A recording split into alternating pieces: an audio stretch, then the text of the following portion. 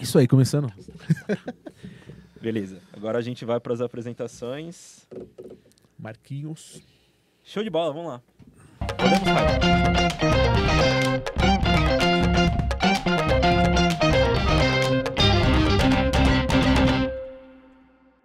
Sejam muito bem-vindos a mais um episódio do TechSec Podcast, fechando nosso querido mês de outubro. Que mês, hein, galera? Que mês. Que mês, cara. Mó correria, né? Correria. E aí, na paz? Na paz, meu velho. Antes da gente iniciar, galera, não se esqueçam, ó. A gente tem uma presença, aliás, duas presenças de peso aqui no programa de hoje. Que momento. No episódio de hoje. Os caras estão magrinhos, mas é peso a nível Hall da Fama. Vamos pensar dessa maneira. É isso aí. Fechou? Então você aí, ó, que está assistindo a gente ou no Spotify ou no YouTube, já deixa aqui nos comentários quais são as expectativas de vocês pro episódio de hoje. E não se esqueça, é claro, de curtir e compartilhar. Fechou? Antes de iniciarmos, vamos aos nossos patrocinadores. E eu vou começar pela Hacker Rangers. A Hacker Rangers é a única plataforma 100% gamificada do mundo para a conscientização e cibersegurança nas empresas. E eles estão com uma novidade incrível. A Hacker Rangers lançou recentemente o PhishOS, uma plataforma de simulação de phishing que te ajuda a medir o conhecimento dos seus colaboradores sobre phishing na prática. O PhishOS foi criado com base no Niche Phish Scaler, uma das principais referências internacionais de treinamento de phishing, e o desafio dos seus usuários é colocar a mão na massa para identificar um e-mail se é phishing ou não. Cada indício de phishing precisa ser corretamente apontado para gerar pontos ao usuário. E você é responsável pelo programa e consegue ir muito além às medidas que os cliques ou não cliques e extrair insights preciosos do real comportamento do colaborador diante de e-mails maliciosos.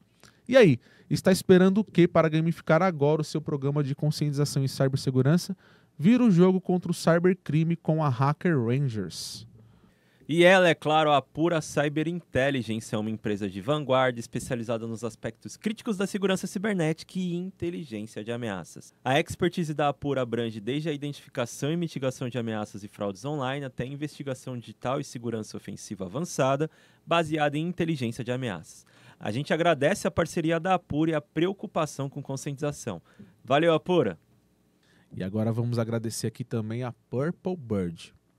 Vamos lá. Se você já se perguntou, estou sob ataque, algum dado de informação sensível foi roubado, ainda estou sob risco, a Purple Bird Security tem a resposta para você.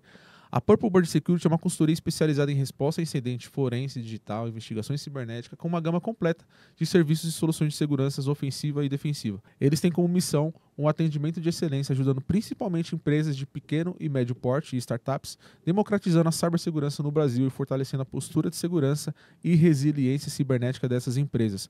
Mais informações na descrição desse episódio. Valeu, Purple Bird, por acreditar no TechSec e levantar a bandeira da conscientização.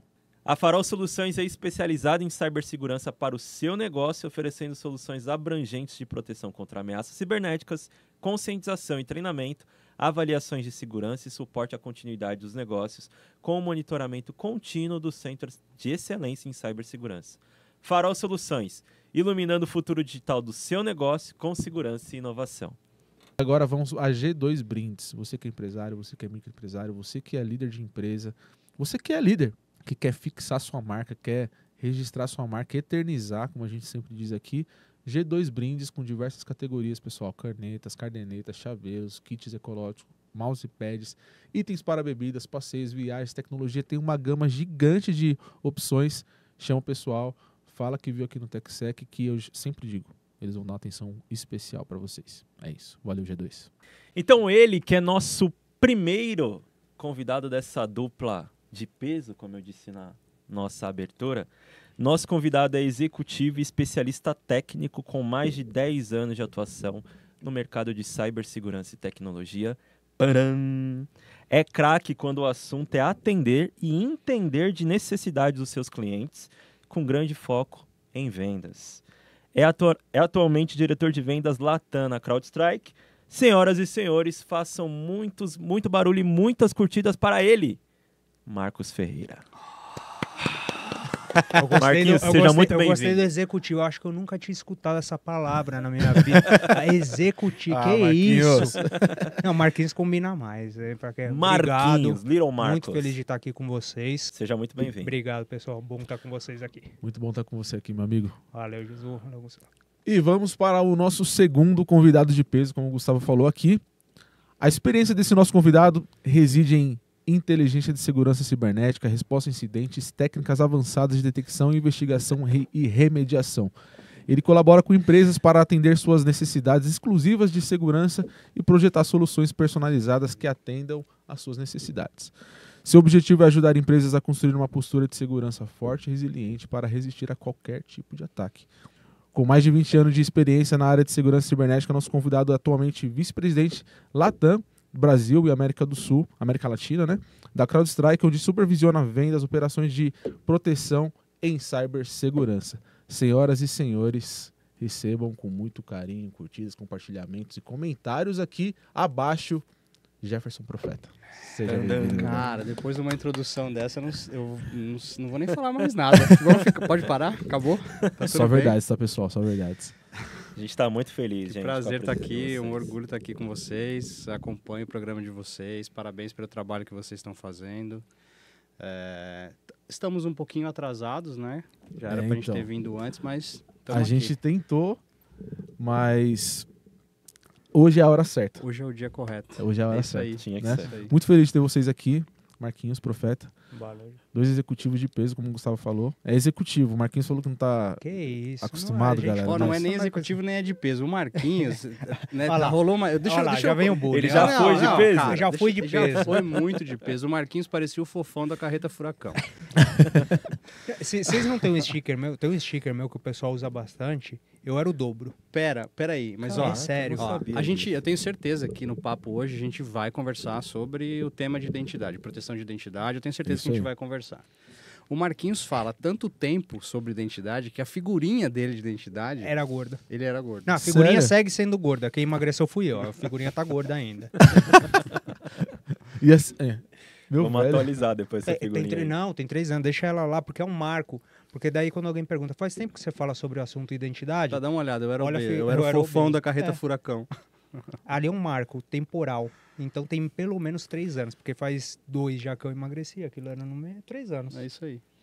uma coisa que a gente sempre fala aqui no podcast, as pessoas que passam aqui, é uma parada relacionada à leveza. E aí, por mais que vocês estão numa cadeira, enfim, super importante no mundo corporativo, vocês já começaram o episódio aqui com muita leveza. Obrigado por isso, porque é disso que a gente precisa num assunto tão denso que a gente lida no dia a dia. Então, como a gente vai falar de cyber aqui, é muito legal a gente ter essa leveza aqui para bater esse papo. E não tem personagem, né, Marquinhos? O nosso dia a dia, assim, é o jeito que a gente, né... Pra quem já... Pra poder ultrapassar tudo que a gente passa, né, no dia a dia aí de lidar com tudo que a gente lida. Vocês também são de cyber, a maioria do pessoal que tá vendo a gente também, de alguma maneira, toca cyber. Cyber é um tema extremamente estressante, porque Complexo. é muito difícil ser protetor, é muito mais fácil você ser o atacante, né? Sim. Porque basta você achar uma vírgula de um código, uma janelinha pequenininha em algum lugar, versus você ser o protetor, ter que proteger Todos os pontinhos, todos todas os as pontos, vírgulas, todas as todas. vírgulas, Exatamente. exatamente. né? E de Então, maneira ética. Exatamente. Esse é o De complicado. A um gente lado tem precisa- regras, do outro nem Do tanto. outro, nem tanto. É isso. Precisa levar bem, senão... Essa derrapa na curva. semana não, esse mês teve alguém aqui que falou assim, o hacker ou o atacante, enfim, ele só precisa acertar uma vez. E aí é o nosso incidente. É isso aí. Então, e a gente tá aqui segurando, né? Então, é denso mesmo. Pessoal, mas antes da gente entrar na nossa pauta, a gente tem presente pra vocês. Opa! Muitos. Temos presentes? Temos Muitos presentes. presentes. Ah, é? Tem presente? A Ó, gente tem presente também. boa. Pô, esse é Mas um eu vou- momento eu vou muito deixar legal, você- que é um momento fica a dica pra você. A gente tá mudando a dinâmica aqui, Profeta e Marquinhos. Porque tem tantos presentes que antigamente a gente entregava, tal, era muito rápido, abria, tal, beleza. Só que tudo isso daqui, já assistiram o Rei Leão, né? Tudo onde o olho de vocês toca é de vocês. Oh. Então, Vocês vão levar isso aqui no final. A gente tem presente da Pura, Purple Bird, Farol Soluções, TechSec e G2. Meu xará, um E Hacker abraço, Rangers. meu xará, Jefferson da Purple. É, gente boa, né? Gente boníssima. Total. Então, presente pra vocês. Obrigado. Obrigado A demais. mais querida que vocês vão ter a segunda. As únicas pessoas que têm 2 canecas do TechSec Podcast. É verdade. A Exclusivo, gente velho. teve a honra de receber você lá e recebemos as canecas. Ah, é verdade. E vamos lá então. Então a gente também tem um presente não só para vocês, mas também para o pessoal que está vendo a gente aqui. Mas esse é para abrir agora. Esse você daqui vai é pra ter que abrir fazer, agora. vai Esse ter aqui que é só um gravar. pequenininho, ó. É uma réplica, 1:5 do capacete do Hamilton na Mercedes. Meu amigo. Vai Caraca. acabar sendo um capacete histórico porque, né, pelo menos Com a saída. até onde se sabe vai ser o último, porque Exato. o Hamilton Olha, deixa tá a Mercedes lacradinho, esse velho. ano. É isso aí, tá É, fechadinho. Ele vai pra outra Veio escuderia. diretamente da Inglaterra. Ah, é? Não estão vendo? Pera aí, galera. Eu vou mostrar pra vocês. Meu velho. Nossa. Ele vem num domo, pode tirar fora a capinha de fora aí, ó. Pode puxar pra fora Ele desse tem um Deixa eu domo. tirar. Dá até esse dó, né, papo- velho? Não, Aí, que ó. isso. É uma réplica 1:5 do capacete A Caraca. gente não quer estragar. do Hamilton. Que chique, velho. Que Aí, momento, gente. Aí. Obrigado, hein, gente. Alô? Isso aqui vai ficar Na nossa... top nessa estante aí. E vai acompanhar a gente em todos os episódios. Legal, legal. Vocês verão isso. Até nesse aqui, ó. Chique. Obrigado, Marquinhos. E a gente Professor. trouxe, não acabou aí. A gente trouxe, temos um É, mas presente aí, esse aqui é pra eles. Esse aí é pra eles. Esse aqui é nosso. Esse é pra vocês. Isso, esse aí é de tem o- vocês. Vai ficar aqui hoje. Tem pra... Tem faz pro assim? pessoal que tá vendo a gente aí. Era um desejo nosso já antigo, né? É verdade. E a gente queria sortear para os ouvintes aí do TechSec um convite de paddock na Fórmula 1 desse ano. Que momento. Chique, galera. Que Chique. momento.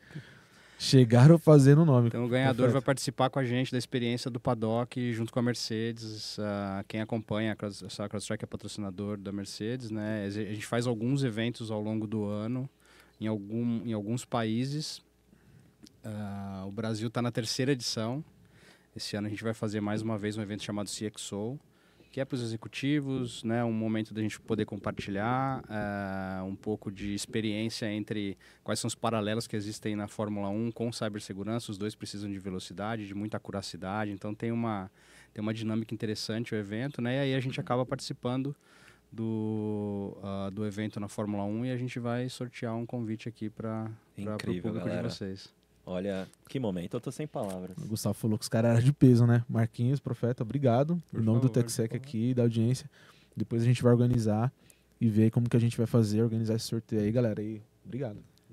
Obrigadão mesmo, sem palavras. Sem palavras. Vocês estão até dando replay, né? É isso mesmo, galera.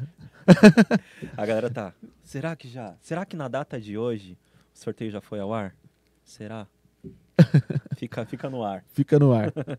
Bom, obrigado. Momento fica a dica, como o Gustavo falou.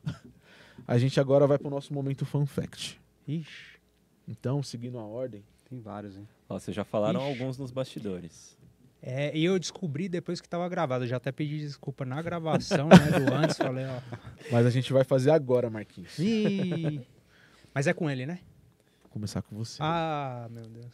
Momento Fun Fact com Marquinhos. Marcos Ferreira. Tan, tarararam, tan, tan. Manda. Eu tô pensando o que eu posso falar. Eu tenho que olhar até se tem alguma censura, né? No Porque- que não é É, TLP vermelho, né? é, eu acho que ao longo, tirando aqueles que a gente falou no bastidor, que aqueles são mais Não, você não complexos. precisa falar nada. Você não precisa falar nada que te desprestigie. Você Não? pode falar alguma coisa que ninguém Então não vou sabe falar de mais você. nada. Fun fact não necessariamente, Não, então não vou falar mais nada, não né? necessariamente é algo É. que vai afetar a sua imagem pro mercado. Não? tem coisa que vai afetar, Só né? tem coisa Eu que, tô vendo, nossa, velho. que vai, Coisa ruim, vai né, cair. cara? Não, Marquinhos, Não, pô. eu acho que o mais inusitado, o mais curioso, talvez nesses longos, sei lá quantos anos, eu sempre penso que se eu falar isso aqui, será que o Cone, né?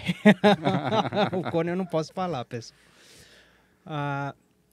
Um fun fact legal, que eu acho que foi curioso e recente,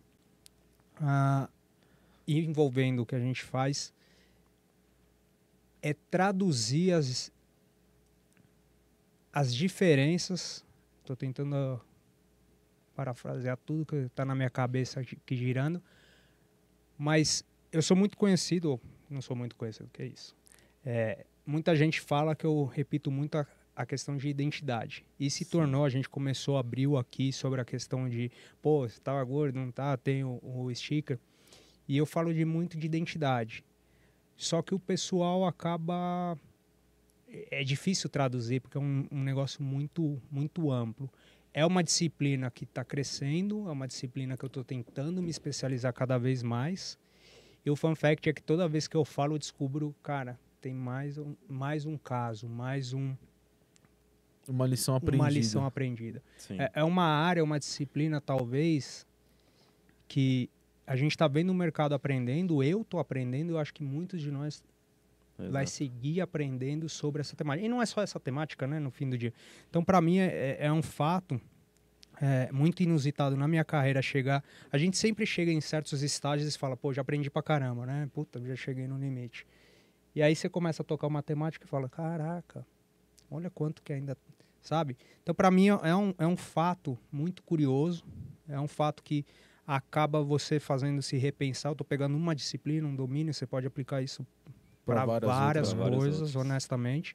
Então, para mim, a gente começa com a brincadeira, a gente faz a brincadeira no WhatsApp. Quem está nos grupos, na comunidade que a gente tem da CrowdStrike já viu esse sticker. Quem não viu, pode pingar a gente que eu mando também. Mas eu pego isso e falo, caramba, ó, aprendi mais uma. Ó, fui falar isso e faltou isso aqui. Então, a gente começa a ver e são coisas inusitadas. Eu estou pegando um domínio, poderia ser... Outros. Então, para mim, quando você pega uma brincadeira e começa a levar para o dia a dia, começa a ver quanto você aprende com isso e quanto isso também ensina, para mim é muito legal. Acho que isso, se for para colocar um fato aí que aconteceu, foi essa brincadeira se tornou não só um marco, mas se tornou uma marca. Todo mundo, quando fala de identidade, eles pegam minha frase, né, dentro da CrowdStrike e fala, já falei de identidade hoje, e os caras mandam sticker. Que legal. Então todo mundo, tipo, virou um negócio... É uma brincadeira, às vezes... De uma forma ou de outra, você fixou o assunto, eu consegui chegar ao tema, sigo aprendendo com ele, mas eu consegui, foi um fato que começou como uma brincadeira, um sticker que a gente fez, eu acho que foi ele que fez, eu não lembro quem que fez. Provavelmente ele que faz geralmente os meus stickers. Começou como uma brincadeira, um negócio... de sticker agora. Muito Tem que conhecido colocar pelo isso na sticker. bio lá depois, na hora de fazer a apresentação. E profissional de sticker. Produtor de sticker. Bacana. Então, foi algo assim que começou como uma brincadeira e hoje se tornou uma marca. E, de novo, muito aprendendo todo dia, caso de uso, como aplicar ou como traduzir esse tema de forma mais simples, que nem vocês abriram, falando como levar isso numa leveza é muito difícil. Cara, traduzir o que cada um nessa área faz de forma leve... Cara, é a nossa missão, né? E é uma complicado, missão né? muito difícil. E muitas vezes para pessoas leigas em aspectos técnicos, né? Você precisa traduzir muitas vezes para a linguagem de negócio ali, né? Então para mim, um fato assim que para mim é muito legal, muito marcante, a gente faz a brincadeira, a gente usa bastante, começou-se como uma brincadeira e hoje é a marca. E hoje é uma marca e a gente usa bastante. Isso então, é bacana. Isso foi muito legal. Consolidou. Deixa eu te falar um negócio. Manda. Quem conhece o Marquinhos compra essa história dele aí, né, cara? Pelo amor de Deus. Que fanfact? Tem cara. O profeta tava pensando nos seus fanfacts. É lógico, é lógico. Ele quer soltar uns... Ele quer soltar Tudo uns... sério, né? Ele quer soltar uns que não vou soltar. É brincadeira. Podemos pro seu? Cara. Vamos lá, cara. Vou fazer a chamada. Tá bom. Momento Fun Fact com Jefferson Profeta. Tan, tarararam, tan, tan. Vamos lá. Cara, eu pensei em algumas coisas pra falar, né? Mas eu sei que tem muita gente que tá aqui buscando carreira, tentando entrar na carreira de cyber e tal, né? Eu pensei em falar, eu não sei se vocês sabem, eu não sei se a gente conversou da última vez que a gente se encontrou. Eu sou faixa preta de jiu-jitsu. Não lembro. É um negócio que nem todo mundo sabe. Até porque eu não tenho biotipo pra ser faixa preta. Eu nem sei porque que eu, né? Quer dizer, na verdade eu sei, Na verdade, mas... não tem esse lance de biotipo, né, velho? Você não mexe com o cara e você vai lá e pá. É aí que tá, surpresinha. Mas é um negócio, tem muita gente que não me conhece e fala, cara, não acredito, deixa eu ver foto, se é verdade e tal, enfim. Mas eu pensei em trazer um negócio de carreira mesmo. Eu sou do interior, a Montanara teve aqui agora, né? Pouco também falou que era do interior, mais um interiorano aí fazendo a vida na capital. Eu trabalhei de caixa de supermercado, cara. Foi meu primeiro emprego. Eu sou da cidade de Bauru. Em Bauru, na verdade eu sou nascido em Pirajuí, mas aí eu cresci em Bauru, que é uma cidade maior. E em Bauru tinha um programa, eu não me lembro se esse programa era estadual ou municipal, que chamava CIP, que pegava essa molecada de 12, 13 anos, se era politicamente correto ou não, não sei, mas dava treinamento e colocava para trabalhar. Não era bem estágio, né? Mas assim, tinha um cuidado ali e tal, de preparação, né? E aí eu fiz esse programa da CIP e, cara, você era sorteado na época, podia trabalhar em qualquer lugar, e eu fui sorteado para trabalhar no supermercado. Adorava porque ganhava caixinha né, ajudar o pessoal a empacotar. Fui empacotador por um tempo ali, que foi meu primeiro emprego. Foi a primeira vez que eu tive contato com dinheiro que, né, oriundo do meu trabalho. Sim.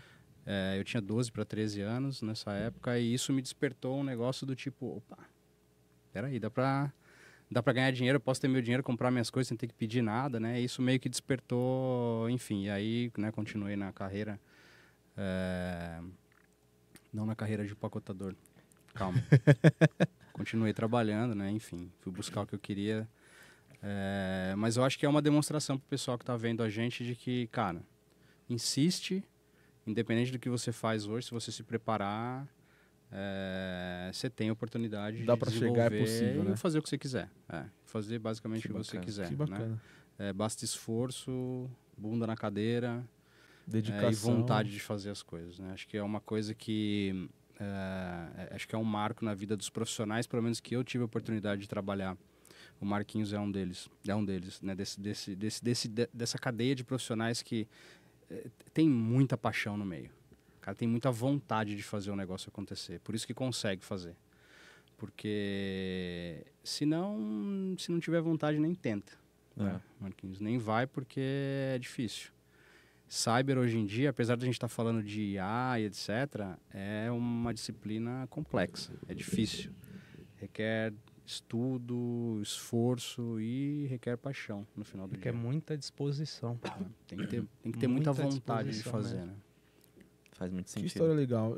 Deixa eu até já pegar um gancho aqui, Profeta. A gente sempre tem um ritual aqui de falar da história, do convidado e tal. Você acaba contando já um pedaço. O Gustavo abriu falando muito bem aqui que, enfim, todo mundo conhece vocês no mercado com muito respeito, isso é muito bom, mas tem o início disso tudo, né? Como que foi que você chegou em cyber? Então, se você puder, de forma resumida, falar, Profeta, para nós. Você saiu dali, tinha um sonho e tal, como que foi que pintou cyber na sua mente? Sempre foi, assim, tecnologia? Sempre foi tecnologia, desde o princípio, assim, eu me lembro com mais ou menos nessa idade, até um pouco antes dos 12 anos ali, eu fui num churrasco no final de semana, eu acho que eu nunca contei isso pra ninguém, de um vizinho, que eles tinham um poder aquisitivo, né, legal, assim, eles tinham empresa e tal. E aí nesse churrasco tinha um amiguinho lá que era filho desse vizinho aí, e ele falou, vamos lá em cima, meu pai tem um computador. Foi a primeira vez que eu vi o computador, a gente tá falando 90 e alguma coisa, cara, 90 abaixo, assim, 91, 92 e tal. E foi a primeira vez que eu vi o computador. Cara, a primeira vez que eu vi o computador, eu falei, é isso daqui que eu quero pra minha vida, né? Caraca. Não diretamente, mas você fica, né, tão apaixonado pelo negócio, né? Eu, nessa época, eu acho que eu não tinha visto nem videogame ainda. Foi a primeira coisa que eu vi foi um computador. Era um CP500. De 2 disquetes, boot, DOS COBOL. E, cara, eu fiquei alucinado com aquilo, né? E aí, acabei começando, fazendo né? Trabalhei nesse programa no supermercado. Depois eu fui trabalhar numa padaria. Depois eu trabalhei de empacotador de fichário numa empresa, tudo através desse programa da CIP. E, de novo, né, me falha a memória agora se era um programa do estado ou do município, eu não sei. Sei que eu fiz isso lá em Bauru. Quem é quem circula a minha mesma idade ali de Bauru sabe do que era a CIP. A gente usava todo mundo a mesma camisetinha amarelinha. Deve ser igual o Camp aqui. Eu fiz um similar, mas era Senac. Ah, legal. Era parecido. Você estudava, você fazia um curso e aí depois eles te encaminhavam para algumas empresas. É isso aí. Aí tinha um programa com essas empresas, exatamente. É como se fosse um programa de estágio hoje, né? Isso. Que tinha um monte de empresa que queria menor aprendiz e, enfim. E aí começou. Aí eu mudei de Bauru para Pirajuí. Fui morar com a minha mãe. E aí lá eu fui trabalhar no supermercado de novo. Mas daí nessa época, eu já tive tempo de começar a estudar. O dinheiro que eu ganhava nesse trabalho, eu já pagava curso de computação à época, à noite. E aí esse primeiro emprego já foi para trabalhar no supermercado, para fazer as placas do supermercado já, né, em clip art. Isso é muito legal. Isso é muito legal. Clip art. E, cara, e daí assim, eu passei por essa empresa, depois eu fui trabalhar numa empresa de manutenção de computadores, que também era um provedor de internet. Aí eu trabalhava de manhã na empresa de manutenção de computadores e no provedor de internet à noite. O provedor de internet à noite foi o que me chamou. Que deu o estalo. Que deu o estalo de falar, cara, cyber tem um universo fenomenal, né? Porque assim, alguém montou esse provedor, uma cidade de hoje 25 mil, 30 mil habitantes. Era o único provedor da cidade.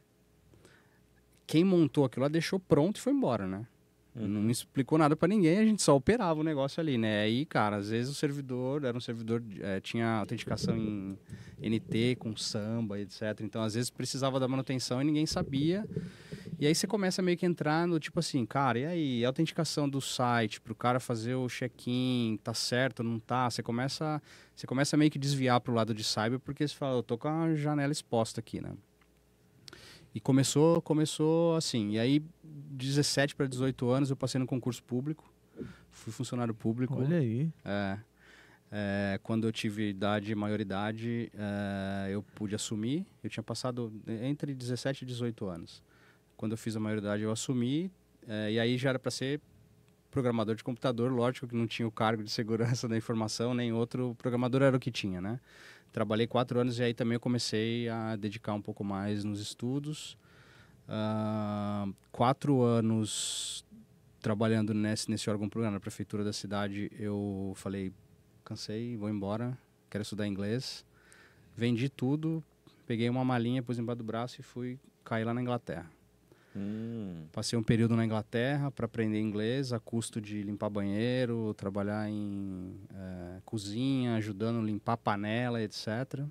Fiquei um período lá, voltei para o Brasil, fui trabalhar de quarteirizado, quinteirizado na IBM, atendendo, né, contratos no Sul, vim subindo. Aí eu saí, né, primeiro lugar foi para Porto Alegre, e aí eu vim subindo. Porto Alegre, Florianópolis, Curitiba. E aí caí numa multinacional. O gerente de TI, à época dessa multinacional, me convidou para ser funcionário da empresa direto, não ser mais terceirizado. E aí foi aonde eu finquei o pé em cyber. Isso a gente está falando 2004, mais ou menos. Então tem 20 anos, 100% só cyber. E aí dali eu tive passagens, né, pela McAfee, onde eu tive a oportunidade de conhecer o Marquinhos.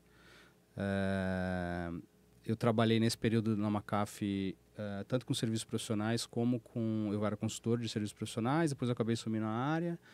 A gente montou a Foundstone no Brasil, que na época era uma empresa bastante conhecida de fazer teste de penetração, análise, né? A gente tinha um portfólio grande na Foundstone. E dali foi quando eu conheci o Marquinhos. O Marquinhos era na área da área de pré-venda, eu era da área de serviços. Eu terminei migrando em algum momento ali para a área de vendas, dentro da McAfee. Até que eu tive a oportunidade, fui convidado para começar a operação, para abrir a operação da CrowdStrike na América Latina. E aí, falei, poxa vida, né? Eu tô numa empresa super bem estabelecida aqui na McAfee, o trabalho estava indo bem, a gente estava conseguindo crescer a operação, apesar de tudo que estava acontecendo na empresa. Entra Intel, sai Intel, eu entrei, era McAfee, depois virou Foundstone, depois a Intel comprou, aí sai da Intel, aí a gente virou todo funcionário da Intel. Depois vende de novo, né? Cara, enfim, não vamos entrar no mérito aqui, mas... E aí eu me lembro que teve uma coisa, porque a gente começou a conversar de... mas e aí, como é que vai ser? O que, que vai ter na operação? Tal. Começamos a discutir, né? Vamos fazer um planejamento de curto, médio e longo prazo. E aí eu me lembro de uma única coisa que eu pedi na época pro vice-presidente, que era... Eu falei, tem uma única condição. Você precisa convencer esse cara aqui aí comigo, senão eu não vou. Faz aqui, faz pra câmera, vem mais pra cá, vem mais pra cá. Dá pra ver, 66. Falei, para abrir uma operação de uma solução de endpoint 100% nuvem, em 2019, isso a gente estava conversando, final de 2018 em 2019. Precisa ter alguém muito porrada, cara. Precisa ser alguém que conheça muito do mercado de endpoint, que conheça dos fabricantes, que saiba como funciona o competitivo, como que a gente vai montar projeto, como que a gente vai convencer os caras. Porque hoje em dia, acabou a história. Ninguém mais pergunta, mas aonde que é a tua cloud? Qual a certificação que você tem? A gente não vê mais isso hoje em dia, né? Na época era só o que a gente via. Então, assim, cara, precisa ter um cara... Vou usar um negócio que eu nunca consegui usar na vida. Precisa de um cara multifacetado. Nossa. Legal pra caramba. Precisa de um cara que conhece o on-premise, qual que é o demérito do on-premise, qual que é o benefício de trazer pra cloud, como que a gente vai fazer os projetos, como que a gente vai montar. Do zero até a implementação, né? Exato. Não, e a gente tá falando, assim, cara, virar a mesa... no mercado de endpoint, porque a gente não tinha alternativa, hoje em dia também não, mas não tinha alternativa na CrowdStrike. Se o cara não quer comprar nuvem, não compra, a gente não vende, né?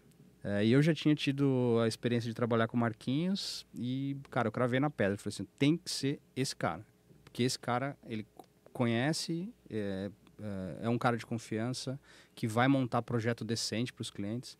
Muitas vezes o pessoal fala, vocês são conhecidos, ou muita gente conhece vocês no mercado, né? Eu acho que se tiver um lastro que a gente deixou ao longo desse tempo que a gente está trabalhando junto aqui na CrowdStrike, são 5 anos e meio já, né, Marquinhos? É não montar projeto de mesa de 3 pernas. É assim, cara, não dá para fazer desse jeito que você quer, ou a gente se acerta, ou a gente não vai fazer qualquer coisa pelo dinheiro. A gente não vai fazer qualquer coisa pelo comercial. A área comercial na CrowdStrike, desde que a gente começou aqui, nunca ganhou. Quem ganha sempre é a engenharia. A engenharia sempre teve a palavra final. E eu acho que isso muda toda a relação com o cliente, né? Conquista a confiança, de fato, né, mano? O cliente passa todo mundo fala, eu quero ser o trusted advisor do cara. Mas aí vende qualquer coisa pelo preço que der, porque quer vender, né? Trusted Advisor você ganha ao longo do tempo quando você consegue ajudar o cara realmente sair do ponto A para o ponto B com sucesso e saber que ele pode confiar em você, né? Enfim, esse é o resumo. E aí eu cheguei aqui na CrowdStrike. Estou aqui agora com o Marquinhos. Que legal. E você, Marquinhos? Conta um pouco, antes de adentrar esse universo de cibersegurança, um pouco mais sobre você, já nessa sua trajetória até chegar ao Marquinhos. Peso pesado de hoje. Peso pesado? Não, Isso. peso leve agora. O peso leve. Peso médio. Cara, eu comecei, assim, se você falar onde você viu tecnologia, meu pai, ele trabalhava numa faculdade. E aí eu ia no laboratório. Então, tecnologia, não é que nem hoje, né? Que todo mundo tem em casa computador. Um o acesso está bem mais simples. O acesso é muito mais simples hoje. Nessa época não era. Então, quando eu ia para a faculdade com meu pai, acompanhar, ele estava indo trabalhar, ia com ele. Eu ia no laboratório e tinha uma pessoa nesse laboratório que cuidava da tecnologia na faculdade. Nessa época, AIX, alta plataforma, tinha Linux também. Foi a primeira vez que eu pus a mão num Slackware na minha vida, num Linux mesmo. Aí ele, fazendo lá umas brincadeiras, entrou num servidor FTP alheio aí e derrubou. Entrou mesmo, fez um RC lá e executou o que ele queria. No final ele derrubou o servidor só por... podia ou conseguiu. Não era lateral esse RCE não, né? Não. Que polêmico que você tá hoje, RCE lateral. Não, desculpa. Ele quer reviver porque nessa assuntos. época aí do Slack poderia ser lateral. A gente volta nessa... Tá bom. Aí... Eu nem sei o que vocês estão falando, desculpa, cara. Aí executou, Aí eu falei, pô, interessante esse negócio que eu devia ter nessa época, uns 12 anos. Falei, pô, legal, né? Aí, beleza. Acompanhando isso, tendo acesso à tecnologia, MSX, Atari, mexi tudo com esses negócios, o editor de texto que você punha fita, né? Ligava no serial atrás. Já vi no filme. Já. E já viu no filme? No museu eu vi também. Aí, beleza. Então eu fazia algumas coisas de estágio, coisinhas na faculdade, só que eu tive o primeiro trabalho mesmo, eu fui suporte, e tem várias pessoas que hoje eu encontro, é muito legal que a gente fala dessa época, eu era suporte nível 1 na Microsoft. Sabe quando você liga no 0800, tem um problema? Na época, Helpdesk. mas do cliente final. Então, por exemplo, nessa época, eu lembro que eu dei suporte uma vez no Microsoft Money. Não sei se vocês já viram, eu nunca tinha mexido com Microsoft Money na minha vida. Money 99, só tinha 2 ou 3 bancos que tinham isso. Aí ligava um cara e falava, me ajuda nisso. Eu falava, nunca vi na tela. E nessa época, para quem hoje está acostumado com ferramentas de RMM, ferramentas como Ndesk, PCNware, ou mesmo Zoom, Teams, essas coisas que você vê a tela nessa época não tinha, era só telefone. Você falando, clica aqui, clica ali, Direto. faz isso. Troubleshoot era assim. Depois a gente vai falar de RMM um pouco, né? E aí era muito engraçado, porque você tinha que dar o suporte em algo que você nunca viu na vida. Eu tinha um sistema que era onde eu punha as notas do que eu estava fazendo para o próximo analista, se ele precisasse, era isso. E aí eu estava entrando no mundo de tecnologia. Era segurança? Não, até porque nessa época, eu estou falando de 2001, 2002, não sei. Segurança ainda não era Consolidado, vou né? entrar em segurança, eu vou trabalhar. E só que eu tinha aquilo que eu vi um cara fazendo no laboratório uma vez no Linux. E eu mexia bastante. Desde que eu vi pela primeira vez até, sei lá, 10 anos depois, sempre mexendo, compilando kernel, mexendo, fuçando. Sim. Brincando, você em casa, fazendo. Puta, passei pela época do WinNuke, pra quem lembra do ICQ, pegar o IP, nucar a pessoa, que ele tinha que reiniciar porque ele ferrava com insólia. Todo mundo passou nessa etapa. Era você fazer certas coisas. Eu falei, pô, ainda quero entrar nisso. E segurança ganhando mais e mais contexto. Em 2006, por aí, ou 2004, eu fui para uma... pensando, para quem conhece mais ou menos a estrutura mais comercial, a gente tem sempre o cara que fabrica o software, né, um fabricante, e você tem um ecossistema que vende esse software para um cliente. Eu nunca fui cliente final, nunca trabalhei numa empresa que consome, mas eu já fui desde o parceiro, né, o cara que faz a distribuição e o fabricante. Então, esse ecossistema, sempre desse lado, eu já passei. E aí eu entrei na área de serviços. E na área de serviços, em parceiro, principalmente, e distribuidor, ele é multidisciplinar, assim. Você faz serviço, você faz pré-venda, você faz pós-venda, você mexe com 50 marcas, não é uma marca que você... Eu lembro o primeiro switch que eu mexia com basicamente Firewall, VPN, essas coisas. Alguém me deu um switch, falou, vai fazer um projeto de switch. Eu falei, como Surge, assim? né? Surge esses projetos. É tudo que tá no catálogo. É o que tá no catálogo, você vai lá e você tem que fazer. Sim. E é legal porque isso dá uma experiência, cria calo, né? Você fala, pô, e como que eu aprendo isso? Porque você não vai ter 1 mês de certificação com 6 meses de preparo. Não. Segunda próxima ali, vai lá e mete a cara. Isso é bem legal porque eu acho que cria um modelo que, primeiro, você tem que aprender, você tem que ser autossuficiente. Acho que isso você consegue absorver bastante, é bem legal, é preciso. Não é só esperar que alguém te ensine, é você conseguir aprender sozinho. Acho que muitas vezes a gente vê o pessoal esperando que venha. Não, cara, você tem que colocar a mão na massa. Então, acho que isso eu tirei muito, muito proveito aí na trajetória. E em 2009, eu já fazia todo esse tipo de, qualquer que fosse a solução, eu entrei no primeiro fabricante. Isso é público, né? Tá no LinkedIn. Aí foi quando eu fui para a Symantec. Em 2009 eu fui para lá, eu fui para a área de serviço, consultoria. Aí lá eu fui consultoria, depois eu fui o que eles chamavam de RPS, é um suporte remoto, especializado para quem já mexeu Altires, tá, pessoal? Eu fui suporte de Altires. E daí eu fui para pré-venda. Daí eu comecei pré-venda, que era um pouco diferente, ou muito diferente de pré-venda lá na época de distribuidor e parceiro, porque daí você faz... É muito focado em pré-venda, é muito focado nessa parte do ciclo comercial, né? É muito emblemático, muito forte. E aí comecei passei por alguns fabricantes, Symantec, aí conheci o Profeta. Ah, só uma coisa, ele falou jiu-jitsu, pessoal, não é jiu-jitsu à toa, ele é faixa preta, tá, pessoal? Só para colocar aqui um assunto.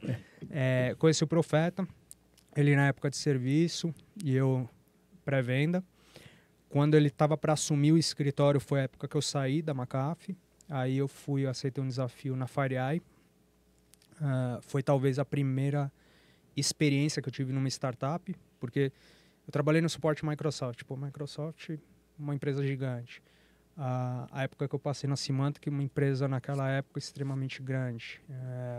A McAfee dentro da Intel, então empresas muito grandes. Sim. Que eu falo, cara, você fala o nome, tudo. A FireEye, não é que ela não era conhecida, ela era, mas quantas pessoas tinham? Empresa de nicho, né? De nicho, é um negócio muito diferente. Então, o jeito que você tem que lidar, o quanto você tem que correr atrás, quantas pessoas você tem para... Então, é muito diferente por trás, né?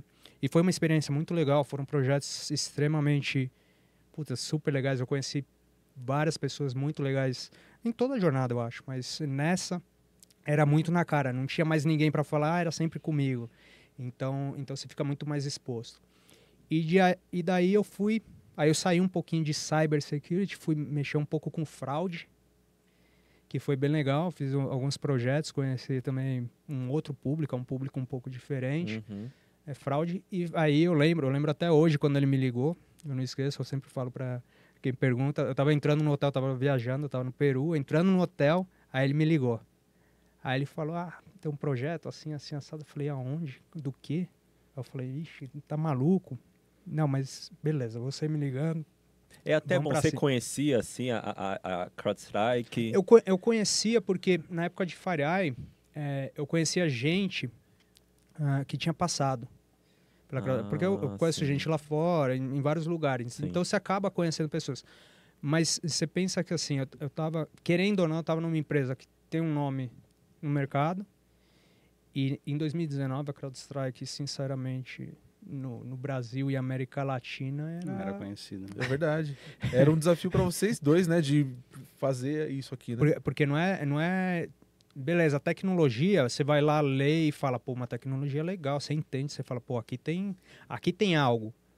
Mas como o mercado vê isso? E você falava, cara, ninguém usa. É muito de referência, né? O mercado que muito pergunta quem está usando. Então você fala, cara, que desafio. E aí pelas pessoas, o Profeta me ligando, o trabalho que ele sempre fez, e eu, de novo, conhecia da McAfee, sempre fez trabalhos excepcionais, eu falei, cara, não está indo à toa. Então, assim, tecnologia boa, o cara sabia como trabalhava, sabia de tudo que ele fez, ele passou, acho que durante toda a trajetória dele que eu acompanhei, por alguns desafios, e ele sempre superou esses desafios e entregou com excelência. Eu falei, cara, assim, não vai dar errado por ele eu tô tranquilo, eu tenho certeza que vai dar certo. Legal, isso é bacana. Aí eu falei, cara, a tecnologia tá boa, então o que falta? Falta eu, se eu quero ir, eu tenho que também fazer o meu corre aqui desse lado, porque o outro lado eu não posso falar que tá ruim. E aí eu falei, pô, vamos pra cima.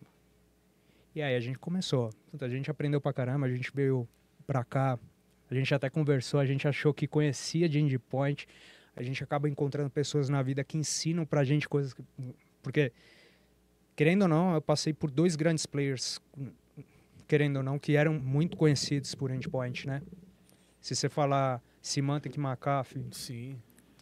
Quem não conhecia? Se você trabalha 10 anos com um nicho, nesse caso endpoint, e você passou por 2 dos maiores fabricantes. Sim. Você fala, eu conheço esse mercado aqui, assim, dificilmente você vai me ensinar alguma coisa que você vai me... Não digo ensinar, mas você não vai me apresentar um negócio que eu não vou saber, assim, ou que pelo menos eu não tenho uma ideia, né? Os fundamentos você já tem de cabo a rabo. Mas você não vai me trazer surpresa, né? Você não vai me trazer algo que não está no meu radar. Exatamente. Que é o que acontece quando eu vou treinar com o meu sensei. Ele treina jiu-jitsu há 40 anos. Eu não vou apresentar nada novo pra ele. Faz sentido. Entendeu? A não ser que eu fizer um negócio que não seja jiu-jitsu, né? Ele falou, isso aqui eu nunca tinha visto. E aí a gente... E a gente falou assim, ó, cara, a gente vai fazer um negócio, mas assim, beleza, vamos entender qual que é a cultura da empresa, né, Marquinhos? Mas assim, ninguém vai apresentar nada novo pra gente. A gente mordeu muito a língua. Nossa, essa é a hora que você tem... Que da hora, e eu acho que isso pro nosso mercado, e por que eu trouxe? Porque isso pro nosso mercado é uma coisa para refletir. Muitas vezes, eu acho que talvez não só o nosso mercado, mas falando de onde a gente trabalha diariamente, muitas vezes o pessoal tem uma verdade absoluta. A gente tinha uma verdade absoluta. Eu arriscaria dizer que a gente tinha uma verdade absoluta. E aí o cara traz um negócio que a gente fala assim, cara, tô muito cagado. Eu não tenho essa verdade absoluta, velho. Eu achei que eu sabia um negócio muito e eu não sei. Que eu sabia muito. E aí é a hora de também abaixar e falar assim, realmente, deixa eu abaixar aqui a bola. A gente não só adotou o que nos foi ensinado, como até hoje a gente não só usa, como a gente tenta passar isso que a gente aprendeu. Uma pessoa, puta, excepcional, que ensinou um negócio que num momento que a gente falou, cara, eu tenho 10 anos, 2 máquinas, já instalei quanto endpoint na minha vida, cara, escolhe o nível, o tamanho de cliente que você quiser, eu já passei por esse ambiente, já mexi com endpoint nesse ambiente, o que o cara vai me ensinar? Já vendi para cliente pequeno, grande, entendeu? Você chega num momento que você tem uma verdade absoluta, assim, você fala, cara, já passei por... Não, o cara falou, ó, é assim. Deixa eu te mostrar aqui. Mudou o mindset. Vem aqui caramba. Meu, eu tô viajando aqui, porque o que vocês estão falando aqui é história, velho. É história. Vocês pegaram do zero e falaram, vamos fazer uma parada aqui que é nova. E é difícil fazer o novo, quando foi o que você falou, quando já existe um padrão pré-estabelecido, e aí o que a gente vai fazer de novo? Quer trazer a novidade. E aí vocês falaram, até a gente foi surpreendido, e aí vocês criaram em cima disso. É sensacional. Eu acho que é uma inflexão, né, Marquinhos? Eu acho que é uma inflexão de carreira, você, depois de determinado tempo fazendo, né, uma determinada atividade, trabalhando com uma determinada disciplina, você ter, não sei se humildade é a palavra correta, mas você falar assim, peraí, cara, deixa eu revisitar o que eu sei aqui, porque tem gente que... Existem algumas vertentes que você pode ver a mesma coisa, e eu acho que foi uma inflexão importante pra gente, né? Porque a gente, na época, tivemos um primeiro ano, pré-pandemia, né? Vocês ainda pegaram esse desafio. Porque foi 19... Foi 6 meses. Acho que não deu um ano, né? Não, a gente começou... mais ou menos. Não, deu quase um ano. Mais ou menos um ano, Mais ou menos um ano que a gente... Cara, ficava, lembra? Né? Abria a sala de Zoom, que tá persistente até hoje. Até Zoom, hoje. A mesma sala de Zoom Zoom tá persistente até hoje. Tem 5 anos. A gente ficava até de noite, assim, falando, caraca, isso aqui a gente vai ter que fazer assim, isso aqui a gente pensou que a gente ia fazer assado, não, vamos mudar isso daqui. Até chegar a pandemia, né? Eu tenho uma pausa na pandemia, porque a pandemia trouxe algumas outras verdades que não estavam na mesa antes da pandemia. No trabalho remoto, questão de nuvem e tal. Mas a gente aprendeu muito. E conhecer cliente sem ir na frente do cliente. Sem sentir. É difícil, né? É difícil. Até porque, assim, a gente não tinha virtualmente quase nenhum revendedor no Brasil. Tinha, sei lá, montar 2, 3. mesmo, né? O time. Não era só montar o ecossistema também. A gente não tinha base. Se algum cliente me pedisse, tá bom, me dá uma referência de algum cliente aqui no Brasil. Não tinha. Tinha um único cara, né, que comprou por fora, na verdade. Não comprou aqui, porque não tinha operação aqui. Então, assim, a gente mastigou esse primeiro ano, aprendendo, estudando e, cara, batendo de novo, né? Falei assim, pô, cara, já passei da época de faculdade. Tem que ficar sentado aqui estudando, vendo vídeo de cara mostrando como é que... E vai, né? E aí a gente teve acho que esse foi um ponto de inflexão na carreira bastante importante, a gente falar, beleza, nós vamos fazer talvez a coisa mais difícil que um profissional pode fazer na vida dele, que é desaprender. Essa talvez é uma das coisas mais difíceis. Aprender é fácil. Você desaprender um negócio que você sabe, especialmente há muitos anos, é muito difícil. Vamos desaprender o que a gente acha que a gente sabia pra caramba e vamos montar agora nesse novo template, nesse novo formato, nessa nova estrutura. E eu acho que isso deu pra gente essa revigorada, né, Marquinhos, de ir pro mercado com a cabeça completamente diferente. Se você conversasse comigo ou com o Marquinhos, que basicamente era a operação, né? Um mês antes da gente entrar versus 6 meses depois que a gente entrou, você ia encontrar com 2 profissionais completamente diferentes, com uma visão sobre cyber completamente diferente, com proteção de endpoint completamente diferente, com um tema de Intel completamente diferente. Foi uma coisa que a gente também teve que aprender. Eu acho que com tudo, né? Não só a parte técnica, mas também como fazer a operação com uma visão diferente. A gente, cara, Abordar a CrowdStrike tudo, era né? uma startup pequena, a gente entrou pré-IPO. A CrowdStrike era uma startup de pequeno, médio porte, né? A gente continuou rodando a operação durante a pandemia como uma startup aqui na América Latina, né? Mas ensina muito, né? Como você é mesmo, eu acho que é muito parecido. Eu nunca fui empreendedor, mas eu acredito pelas conversas que eu tenho com empreendedores que é muito parecido. Porque você acorda de manhã e fala, ok, e agora? Que legal. Mas foi um desafio até para as empresas que vocês tentavam levar a CrowdStrike. Porque elas, às vezes, estavam com a mesma mentalidade. Cara, eu não preciso disso porque eu já tenho uma solução parruda. Muito. O nosso dia a dia e esse negócio de desaprender, porque todo mundo tinha um conceito. Exatamente. Aí a gente chegava... Eu posso pôr um exemplo simples aqui, Exato. de endpoint. Todo mundo sempre falou para mim de scan. A gente cresceu aprendendo scan. Aí chega uma solução e fala, eu não faço scan. E aí? Não, como você não faz scan? Eu preciso fazer scan. Eu faço isso há 30 anos. Você tá falando para mim que não vai fazer? Exato. Você tá maluco? Então, quebrar essas barreiras... E, de novo, tem a parte técnica? Tem, mas talvez não fosse a mais difícil, ou eu acredito que não foi a mais difícil. Porque, Marquinhos, você tocou num ponto, acho que interessante para dar contexto para o pessoal que talvez não tem tanto conhecimento do mercado de endpoint. Quando a gente começou em 2019, a proposta que a CrowdStrike colocou no mercado, ela era uma proposta contra um estabelecimento de 40 anos.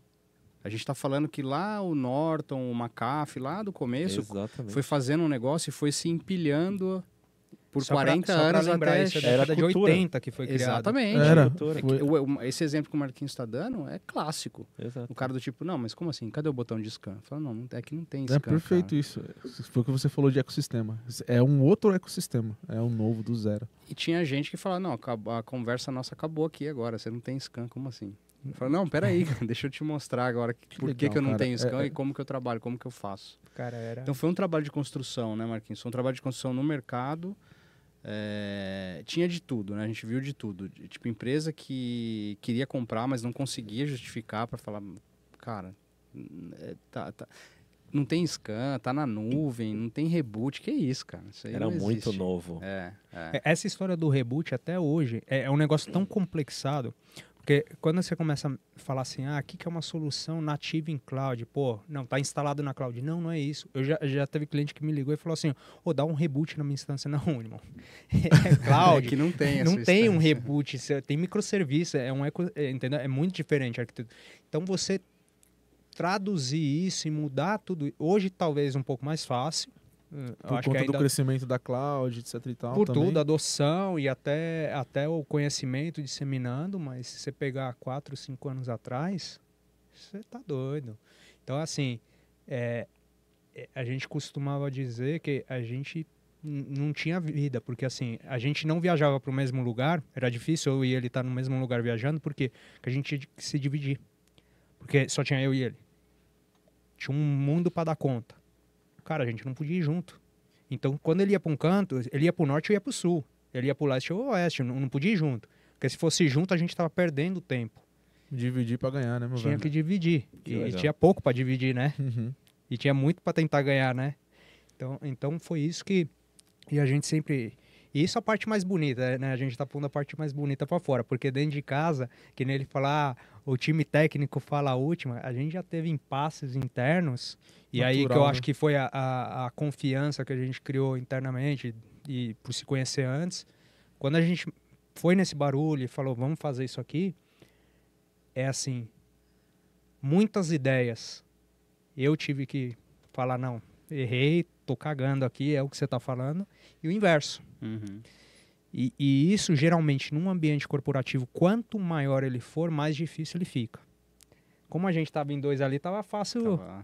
Uhum. Eu tiro algumas reflexões aqui do que vocês falaram desde início de carreira, A gente bagunçou seu podcast, cara, É. porque tipo, Não, eu não, tava não, falando tinha um do roteiro? negócio, Na verdade, desculpa, a gente não. não vem mais. Eu Roteiro? vou tirar Cadê o foto. roteiro? Sempre tem roteiro, Eu vou- galera, mas tá a bom. gente nunca faz Eu roteiro. vou aproveitar, vou tirar foto, mas eu não, Não. vou Vem mais. mais. Né? Provavelmente eles não vão falar pra gente, obrigado. Mas você eu não vem linkei mais. aqui uma Cagaram parada. tudo. Isso que é o legal, a mágica do podcast é justamente a gente Exato. linkar tudo isso, né? E aí tem um link bem legal aqui que eu numa ótica daqui do outro lado da mesa, ouvindo vocês falarem, o que a gente precisa ser e ter no mercado, né? Primeiro, ser muito bom profissional. Então, a gente trabalhar com... não só com a qualidade, mas dominar um assunto e tal. Porque aí a gente conquista a confiança do colega. Que foi o que você fez, Marquinhos. Então, quando o Profeta ele fala assim, cara, eu preciso do Marquinhos comigo para esse projeto. Então, você não era só bom. Tinha uma questão de confiança ali, sabe? Tinha uma questão de, eu acredito muito nesse cara, ele tem que fazer isso comigo. E a gente precisa, eu acho que passar isso pro mercado. E pra gente passar confiança, a gente precisa ser bom. Né? Eles andam, é uma linha Lado a lado. junto ali, né? E aí eu queria falar de paradigma. Só pra gente trazer uma polêmica aqui pra mesa. Que foi legal que você trouxe. Eu trouxe Você meio que já polêmica? Não. introduziu isso aqui, Eu? vou explicar. O Cabral passou por aqui, ele fez Salve, Trabalhei com o Salve, Cabral. Cabral. Trabalhei com o Cabral. A residência que eu fiz quando eu estava em serviço, lá no começo. Propósito, parabéns Isso é muito pelo pequeno, que velho. line-up vocês tiveram aqui, né, cara? Só Só- gente boa, Não, né, só cara? gente Só boa. Aí, ó. galera- Aí, ó. Exatamente. Parabéns você ter vindo aqui. Você não cara. volta mais. Pô, que pena, bom, legal. Bom que vai ficar gravado. Eu Tira não a venho foto. nunca mais. Estraguei o podcast do cara. Para com isso, meu velho. Que legal, mundo pequeno, né, velho? Nunca imaginar. Você vê que a galera se conecta de uma forma ou outra. Vários convidados. Putz, já trabalhei, conheço. Todo mundo se conhece dentro Cabral, desse gente universo. finíssima. E ele fez um post uma vez, e aí a gente trouxe isso daqui pra mesa do podcast, que foi o lance de o cara que faz fogo com pedra. Então o cara só sabe fazer fogo com pedra. Aí um dia ele descobre o maçarico. E aí, velho, a galera que descobre o maçarico não vai fazer mais fogo com pedra, porque ele sabe fazer fogo com maçarico. E aí o que eu queria linkar aqui com base no que você falou foi o mercado acostumado com uma cultura ali, só funciona com o scan, né? Então vamos falar do scan aqui, fazer esse link. E aí vocês trazem um novo. E aí o que eu tô querendo trazer aqui é a diferença de ferramenta, que é a polêmica que eu queria colocar na mesa. E o Cabral falou isso muito legal. O que ele trouxe foi, cara, depois que a gente descobre a ferramenta, a gente vai usar a ferramenta, velho. E aí, esse maçarico que eu tô dando um exemplo aqui, que foi o que ele deu, ele vai avançando, e aí a pedra ela não é mais eficiente como o maçarico é. Qual que é a opinião de vocês sobre isso? Eu vou parafrasear o Steve Jobs, que historicamente a gente tem... nós somos seres humanos sociais, por isso que rede social está aí, por isso que a gente está usando rede social para se comunicar. Sim.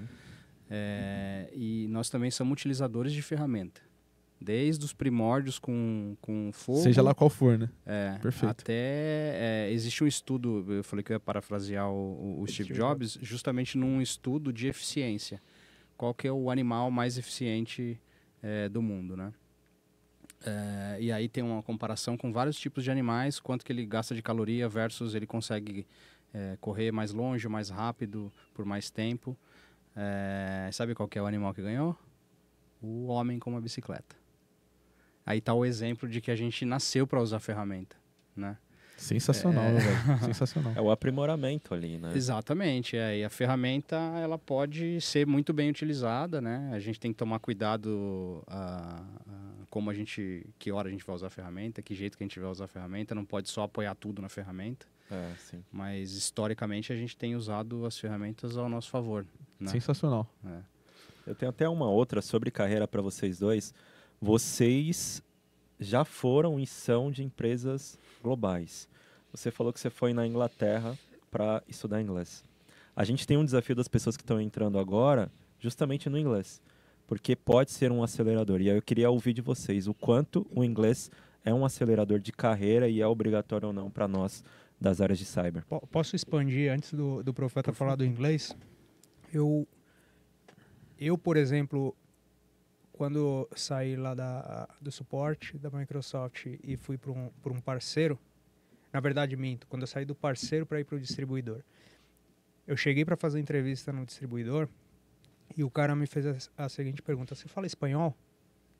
E eu tinha um bloqueio, e eu não tinha feito a lição de casa para entender a empresa. Eu falei, não, puta, eu sou travado pra caramba. O cara falou, a gente é uma empresa espanhola. Aí eu falei pra ele, simples assim. Aí eu falei pra ele, não, mas então eu vou aprender espanhol. Beleza, entrei na empresa e aprendi espanhol. O idioma, e aí inglês eu acho que é o carro-chefe sem sombra de dúvidas. Eu acho que a mensagem é, se você ainda não aprendeu inglês, cara, corre. Eu falo muito do espanhol, pessoalmente, porque o espanhol me ajudou a abrir muita porta. Eu, quando entrei na CrowdStrike, e o Profeta também, ele fala espanhol. Ele fala chileno, né? Mas ele fala espanhol. Tá valendo, tá na média. Abriu muito, por exemplo, quando você fala assim, eu vou assumir uma América Latina, uma América do Sul, ou se você pegar qualquer país da América Latina, exceto o Brasil, qual é o idioma que fala? Exato. Então, inglês é carro-chefe? Óbvio que é. Você não, no mundo de tecnologia, você não falar inglês, hoje em dia, cara, você vai fechar muita porta. O espanhol, no meu caso de carreira, como perguntando e falando de carreira, o que me permitiu hoje liderar a pré-venda na América Latina, obviamente é o espanhol. Entendeu? Mais que o inglês? Eu acho que ambos juntos, Sim, porque sim. lembra que para cima eu respondo em inglês, ou seja, meu chefe é americano. Boa. Só que meu time, eu tenho time no Brasil, eu tenho time na América Latina. Eu lido com clientes no Brasil e na América Latina. Sim. Puta, eu vou num cliente no México falar inglês, cara, é um pouco desrespeitoso. Você, Faz assim, sentido. poderia, mas é um pouco, não é legal. É a mesma coisa alguém vir no Brasil e falar inglês com você. Então, você ter essas aptidões, isso abre ferramenta. E pode ser que em algum momento eu concorri com uma pessoa que ele tinha inglês e português e eu tinha 3. Perfeito. E ganhei. É. Então, assim, o inglês é, para mim, sem sombra de dúvida, Base. você precisa ter. Hoje em dia, desculpa, não tem como viver sem. Só que se a gente olhar mais amplamente, é assim, aonde você quer seguir sua carreira? Você quer ficar nesse país? Você quer abrir? Você quer uma multinacional? Não, eu vou trabalhar numa empresa brasileira. Ela só atende o Brasil, ela não fala com mais ninguém no mundo inteiro. Eu acho muito difícil. Você não tem tecnologia nessa empresa que não é de fora. Então, assim, você falar que você não vai precisar do inglês, eu acho muito difícil. O espanhol a gente ainda pode discutir, argumentar que sim ou que não, mas eu acho que para a carreira, quanto mais melhor. E se você perguntar para mim assim, quais são os idiomas, esses dois para mim sem sombra de dúvida, mas alguns podem falar, não, em vez de espanhol eu quero, sei lá, Alemanha, é meu sonho de consumo, eu quero ter uma experiência, aprende alemão, aprende italiano. Eu acho que idioma sempre soma, Vou corroborar com o Marquinhos, óbvio, mas só você dá um zoom para fora, assim, né, da América Latina. A gente é uma ilha que fala português aqui na América Latina, né, cara? O espanhol é muito necessário pro dia a dia, para fazer negócio, para viajar. Eu fui aprender inglês tarde, o que eu acho que me ajudou até um pouco, aprender um pouco mais tarde. Eu não tive oportunidade eu estudei em escola pública.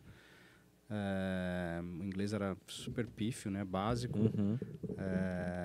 Eu nunca formalmente estudei numa escola de inglês. Eu nunca fiz um curso formal de inglês.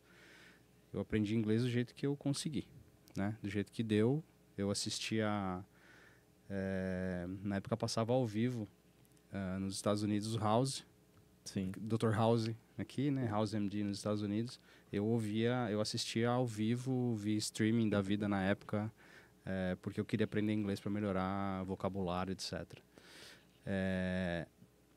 Mas assim, eu também tive uma super oportunidade. Eu lembro que na época era um processo extremamente concorrido para trabalhar na área de serviço da McAfee. Eu fui o único que não fui indicado dos candidatos que ficaram para o final.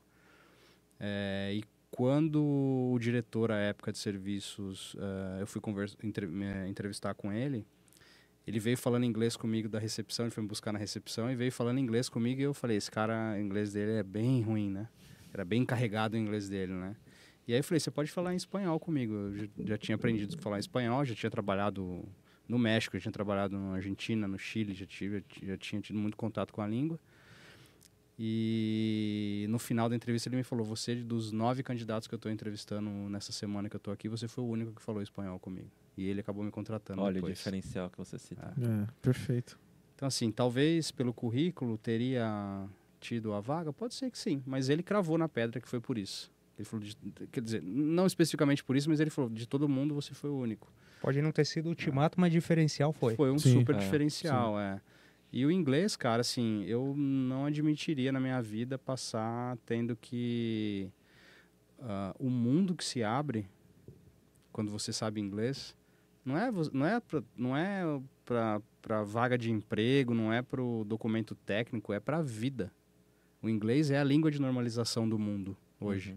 Como que você normaliza chinês para português? O inglês, tem jeito, né? Sim. Tudo bem, tem um monte de tecnologia hoje aí que talvez vai fazer dar um salto em inglês com tecnologia, mas para você conversar com uma pessoa, o inglês é a língua de normalização, né? Se o cara fala cantonês, se o cara fala, Você vai viajar, você vai passar numa imigração. Você chega lá, o cara te pergunta em inglês. Então imagina o universo fechado que você estaria de não ter acesso a documentos em português. Ou pior ainda, depender de interpretação de terceiros para te interpretar aquela ideia, né? Faz sentido. Adoro coisa dublada, porque eu acho legal o trabalho de dublagem, super legal, mas eu quero ver o negócio na fonte, eu quero ver a piada que o cara fez em inglês para melhorar melhorar o teu dialeto, para melhorar a tua capacidade de interpretação, né? De conhecer... É assim que se conhece outras culturas, né? Tem a maneira que eles se comunicam, né? Não só, talvez, o formal que a gente aprende na escola. Exatamente, exatamente. Então, eu acho que... Cara, se você... Eu vou olhar para a câmera da verdade ali agora. Vai lá. Assim, com tanto de ferramenta que tem hoje, com IA. Tem a versão grátis do ChatGPT, tem do, sei lá o que mais. Internet, tem, né, não cara? tem nem que ligar em modem discado hoje. Você ainda tá com desculpa de não aprender inglês? Não dá, cara, não dá. É o tema da vontade. Boa. Assim, É legal vocês falarem isso. Ó, quem não consegue hoje desenrolar uma conversa com alguém, cara, você pode falar com o maior sotaque que você tenha na vida, mas você não conseguir se comunicar na língua inglesa hoje, você que tem acesso à tecnologia, é falta de vontade, desculpa. Porque tá o mundo à tua disposição. Antigamente tinha que pegar um dicionário, olhar a palavra, etc. Você não tinha onde pesquisar. Hoje tá tudo aí, cara. Sim. Né? Você escreve pro ChatGPT, fala para ele, tem Duolingo, tem, sei lá, 99 ferramentas para... Você escreve a frase, ele põe o áudio, como que é essa tem frase. tutores ele agora vai falar, de inteligência, cara, aplicativo que você fala com a inteligência artificial. Sabe o que eles- falta? Falta vontade. Vontade, eu concordo. Só isso. Boa. Tá bem, tudo bem. Não quer falar inglês? Não Beleza, fala. vai viver tua vida. Vocês já trouxeram, então, o tema de IA. Vamos pegar esse gancho, porque se a gente estiver no evento nós temos 70 rodas. Em pelo menos 69 Fala foi IA. falado IA em algum momento. Né? Se fala IA, alguém grita bingo! O que eu queria perguntar para vocês é com relação à resposta, com relação à mitigação, que é justamente uma dor que o mercado está trazendo e fazendo cruzando ali com o IA. O que vocês têm para compartilhar sobre esse tema, correlacionando IA com mitigação, com resposta? O que vocês têm de novidades? Eu vou dar minha visão. Eu sei que o Marquinhos vai acabar aprofundando um pouco mais no tema, porque é um tema extremamente amplo, né? Pra gente se manter justo aí no tempo, mas a gente não tem hoje em cibersegurança um problema de informação. A gente tem o contrário, a gente tem muita informação. O que a gente não tem é capacidade de processar toda essa informação, né? Você pega os projetos de CIEM, por exemplo, né, cara? Tem a câmera IP, né, a catraca IP, tudo tem IP, tudo está gerando telemetria, informação. E aí você faz a ingestão de tudo no CIEM e fica lá um super data lake bonito de coisa montada que ninguém olha, né? Às vezes uma volumetria super explodindo. Né? Exatamente, a IA vai ajudar nessa frente, total. Da gente começar a falar, cara, beleza, vou pegar esse montão de dado aqui e vou sumarizar ele.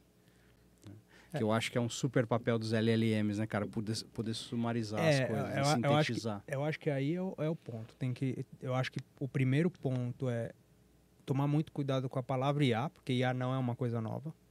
Perfeito. IA é antigo, aí a gente tem que falar que tipo de IA a gente está falando, LLM é um deles, então a gente falar de generativa, se você falar de machine learning, depende, tem vários segmentos, né? Você pode quebrar ela em várias coisas. IA é só o hype, né? Porque o nome... Perfeito. Assim, por baixo, e isso, cara, se eu fizer fazendo merchan, CrowdStrike, pô, tem 10 anos que tem IA. Simples.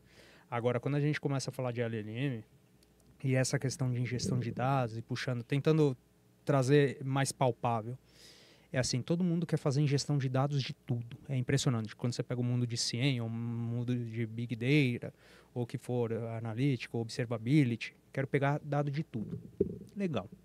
Você vai usar para quê? E aí vamos entrar no mundo de cyber. Quando a gente fala de resposta, quando o cara tem uma detecção, e eu sempre costumo dizer, eu vou pegar alguns ganchos. O pessoal fala assim, puta, ransomware. Odeio ransomware. Cara, ransomware é o último ponto da história. Existe uma história gigante para trás. Uhum. E tudo isso gerou telemetria. A questão é que você não olhou para nada disso. Você falar que você não tem isso no seu ecossistema, eu acho duvidoso, eu acho que tem. Eu acho que muitas empresas, até que sofreram ransomware, elas tinham essa telemetria. O que não tinha? Gente para olhar. Se Perfeito. colocou ciência, sei lá qual que for a tecnologia, mas tinha o dado, só que não tinha capital e talvez uma formatação de estratégia para consumir esse dado. Inteligência, né? Então, em inúmeros casos, você pode pegar casos emblemáticos na indústria, até casos que talvez cada um aí que está escutando conheça. Cara, não teve nenhuma detecção? Teve. O que aconteceu? A resposta não foi bem feita. O cara não olhou o histórico, ele não conseguiu fazer a resposta. Então, aí o LLM eu acho que traz muito, que é ajudar ao analista, e aí eu vou entrar também no negócio de sênior versus júnior, ajudar o analista, a pessoa que está fazendo essa resposta, a investigação ali, conseguir mastigar esse mundo que está para trás, porque é muita coisa para o cara mastigar. Uhum. São muitas hipóteses para ele olhar, para ele chegar no começo do problema e tentar sanitizar esse problema, que é a porta de entrada. Então, ele me ajuda muito nisso. E por que eu falei que ia falar do júnior versus sênior, pleno, o que for? Porque eu escutei e li muitas matérias, e aí eu vou discordar um pouco, não entendam mal, não levem a mal, é só uma opinião, um ponto de vista. Uhum. O pessoal falando assim, a inteligência artificial vai resolver os júniors.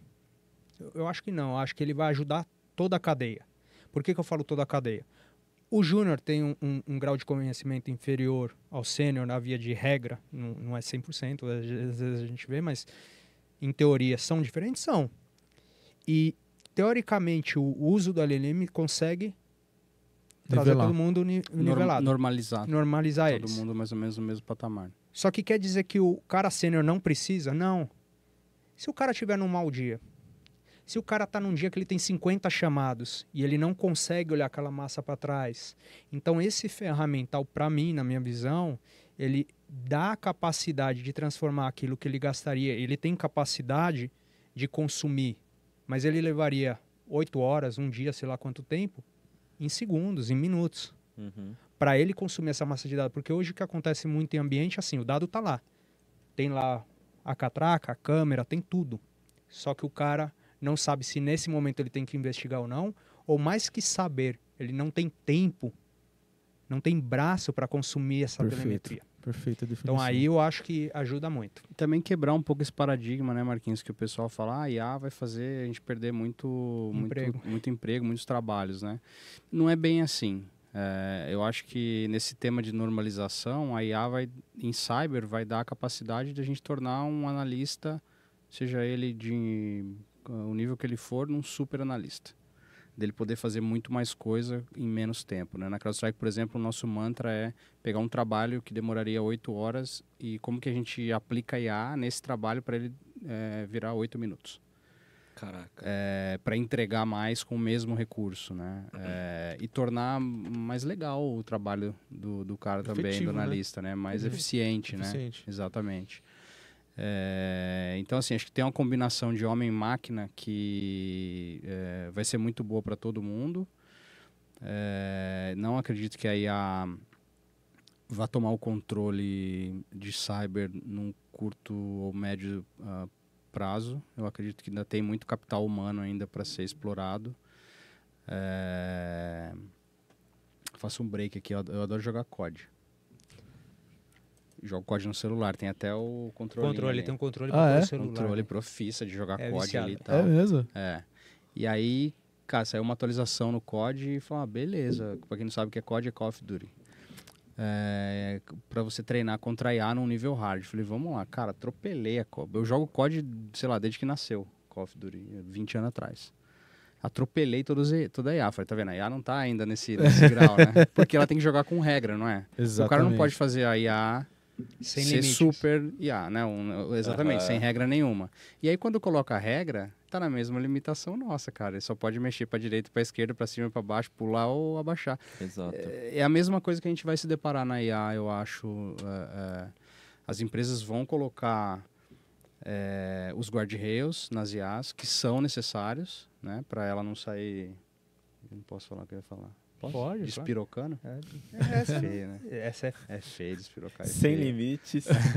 Para ela não sair, né, fazendo o que achar da vida. E aí, acho que se a gente concentrar bem esse trabalho, né, de colocar a IA dentro do compliance, fazer as coisas da forma correta, ela vai dar muito poderio pros profissionais para trabalharem melhor, para o cara não ficar naquele trabalho repetitivo, né? Acho que esse é um papel que a IA vai ter.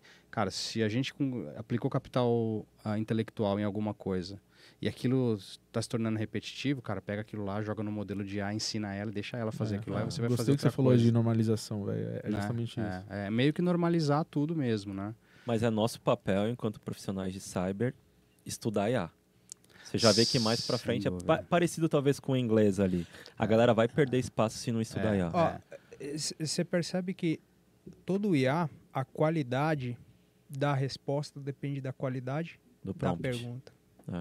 Se você não fizer a pergunta correta, você não tem a resposta Perfeito, correta. perfeito. Então, se o cara não sabe usar, é como qualquer ferramenta. E o pessoal fala muito assim, eu não preciso ter especialização. Calma lá. Em tudo, você vai tirar o maior proveito se você souber. Se Perfeito. você tiver essa especialização, então é necessário. Todo mundo precisa especializar em tudo? Não é isso. Mas aonde você for colocar a mão, tenha o conhecimento. Porque senão o IA vai ser mais um como qualquer coisa. Tenho 1000 ferramentas, não sei usar nenhuma. Tá lá de souvenir, tá lá de penduricalho. O IA vai ser a mesma coisa. Eu não sei fazer a pergunta, como ele vai me dar a resposta correta? E na questão do prompt, está bem explícito, né? Porque tá ali o prompt fazendo assim, ó. Vai, pergunta aí. Né? Não tem uma caixinha, um desenho para você Tá vazio apertar, lá, né? você Tá vai lá, imputar, lá, cara, exatamente. vai lá. E a gente percebe, né? Muitas vezes, a gente estava fazendo um teste hoje pela manhã mesmo, né? Algumas coisas, se você não souber fazer a pergunta, ele não te dá a resposta correta. E ainda te induz ao erro, né? Porque foi Exatamente. essa de manhã que a gente estava falando, a gente apresentou lá, a gente estava falando de um modelo, aí um do pessoal do time de venda falou, mas ele me respondeu errado. Aí a gente, qual que foi a pergunta? Então, A pergunta tá errada, não é a resposta que tá Exatamente, errada. E aí exatamente. o entendimento, Você que entendeu? não perguntou direito. Você Exatamente. perguntou errado, ele não respondeu. Assim, do ponto de vista, é que você estava querendo perguntar outra coisa. E aí são esses detalhes que eu acho que... Aí precisa, que nem você falou, vai ter que saber perguntar. perguntar. Saber Vai ter que usar, né? saber São usar. várias frentes, né? LLM, que é o que a gente mais está falando agora, você vê, a gente mesmo já... Geralmente direciona, vai- a né? gente tem que se colocar no lugar LLM, certo. A gente está não falando muito mais de LLM agora do que qualquer outra coisa, que é o tema do prompt. Mas a gente já tem grandes casos de sucesso de várias marcas de utilização de IA em várias frentes que legal, que tá beleza, tá funcionando. A CrowdStrike é um exemplo. Um dos desafios que a gente tinha lá no começo, quando a gente falava que não tinha o scan, que não tinha o reboot, o outro era, não tem assinatura. O cara, todo cliente tava com a câmera ligada, como assim? Então, foi o que eu falei do paradigma, o né? KPI, velho? o KPI do cara, o faz KPI do 40 cara. anos que um fabricante de antivírus me entrega vacina todo dia. Meu Como que KPI é você ter não tem 90% vacina? atualizado em assinatura. Esse é o KPI do cara. Ah, você tem vacina por E IA? pra Não. mudar, e pro cara mudar esse... Puta que pariu. Exatamente. Caraca, cara. Esse é um caso de sucesso. A gente foi. nunca na CrowdStrike teve assinatura, nunca teve vacina. Sempre foi IA por baixo. onde a gente pega o sample de malware, ensina ela, ele tira a análise comportamental. Existe um IA que tira a análise comportamental da execução e fala, beleza, ele faz XYZ, agora qualquer arquivo que fizer XYZ, nessa ordem, nessa cadeia, eu sei que é modelos, uma variante. Tem vários tipos de modelo. Aí entra o mundo, né? Supervisionado, não supervisionado. Cara, esses mundos são gigantes. Sensacional, gente, definição. A gente Que é uma aula de carreira, velho. Deixa eu só... A gente tá quase chegando no nosso final, mas eu vi uma matéria esses dias de vocês, na verdade foi o Profeta, que falava assim, ó, insiders, hackers aplicam para processo seletivo e entram em empresas pela porta da frente. Que nova tática é essa? Assustadora. A gente até viu um exemplo, mas se você puder destrinchar um pouco para nós o que é isso, porque por mais que rolou isso daqui recentemente, pode ser talvez uma nova tendência e aí o alerta aqui direto de quem falou sobre. O Anquises falou pra gente uma vez no podcast que a gente perdeu pra mídia essa guerra de hacker versus criminoso, né? E às vezes eu tenho que concordar com ele, porque é difícil, a gente pontua que é criminoso, cibernético, para não hacker. Estragar a palavra hacker, mas não tem jeito, né? O que acontece aí, voltando pro teu tema? A gente, através dessas investigações que a gente faz na CrowdStrike, que são oriundas dessa telemetria que a gente chama telemetria de dado cru, que é uma telemetria que não é processada. Eu gosto sempre de usar a analogia de carro de Fórmula 1, até porque tem todo o contexto aí, né? Falando isso, vai ter hashtag aqui pro pessoal participar do sorteio, né? A gente vai fazer uma parada legal. Legal. Quando tem aquela câmera on-board da Fórmula 1, que o cara pisa no acelerador, pisa no freio, vira o volante, a gente está vendo na tela ali, né? Toda a telemetria. Aquilo lá é o exemplo mais puro de telemetria, né? A gente faz exatamente isso com o endpoint. Então, quando você instala um sensor de CrowdStrike no endpoint, na cloud, no mobile, etc., ele começa a tirar aquela telemetria daquele jeito, né? Um paralelo ao carro de Fórmula 1. E aí, tem muita coisa não dispara a detecção, porque não é necessariamente malicioso, né? Só que aquela telemetria fica guardada. E aí a gente tem uma equipe, que é uma disciplina relativamente mais nova, né, Marquinhos? Que é chamada Threat Hunting, que é a investigação avançada de ameaças. E o cara tá olhando aquela telemetria e ele fala assim, opa, aqui não teve malware, mas parece que o comportamento aqui foi meio suspeito, ou foi anômalo. Ou tem alguma coisa arbitrária aqui no meio. Enfim, e é isso que a gente faz em termos de investigação nesse universo de endpoint que a gente tem. Um deles, que levantou uma dessas investigações que levantou essa inteligência de falar, peraí, tem gente com credencial válida num computador da empresa, num IP da empresa, operando em infraestrutura que a gente está monitorando de outra investigação aqui que é maliciosa. Que loucura, cara. Caraca. E aí falar, opa, isso aqui tá cheirando insider, né? E aí nasceu a história de vamos começar a monitorar por insider então, né?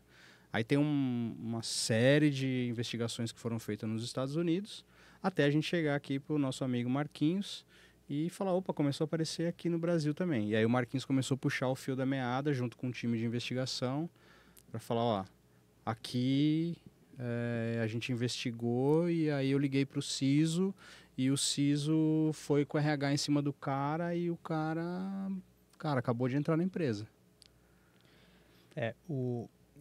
Tem alguns reportes que a gente lança ao longo do ano na CrowdStrike.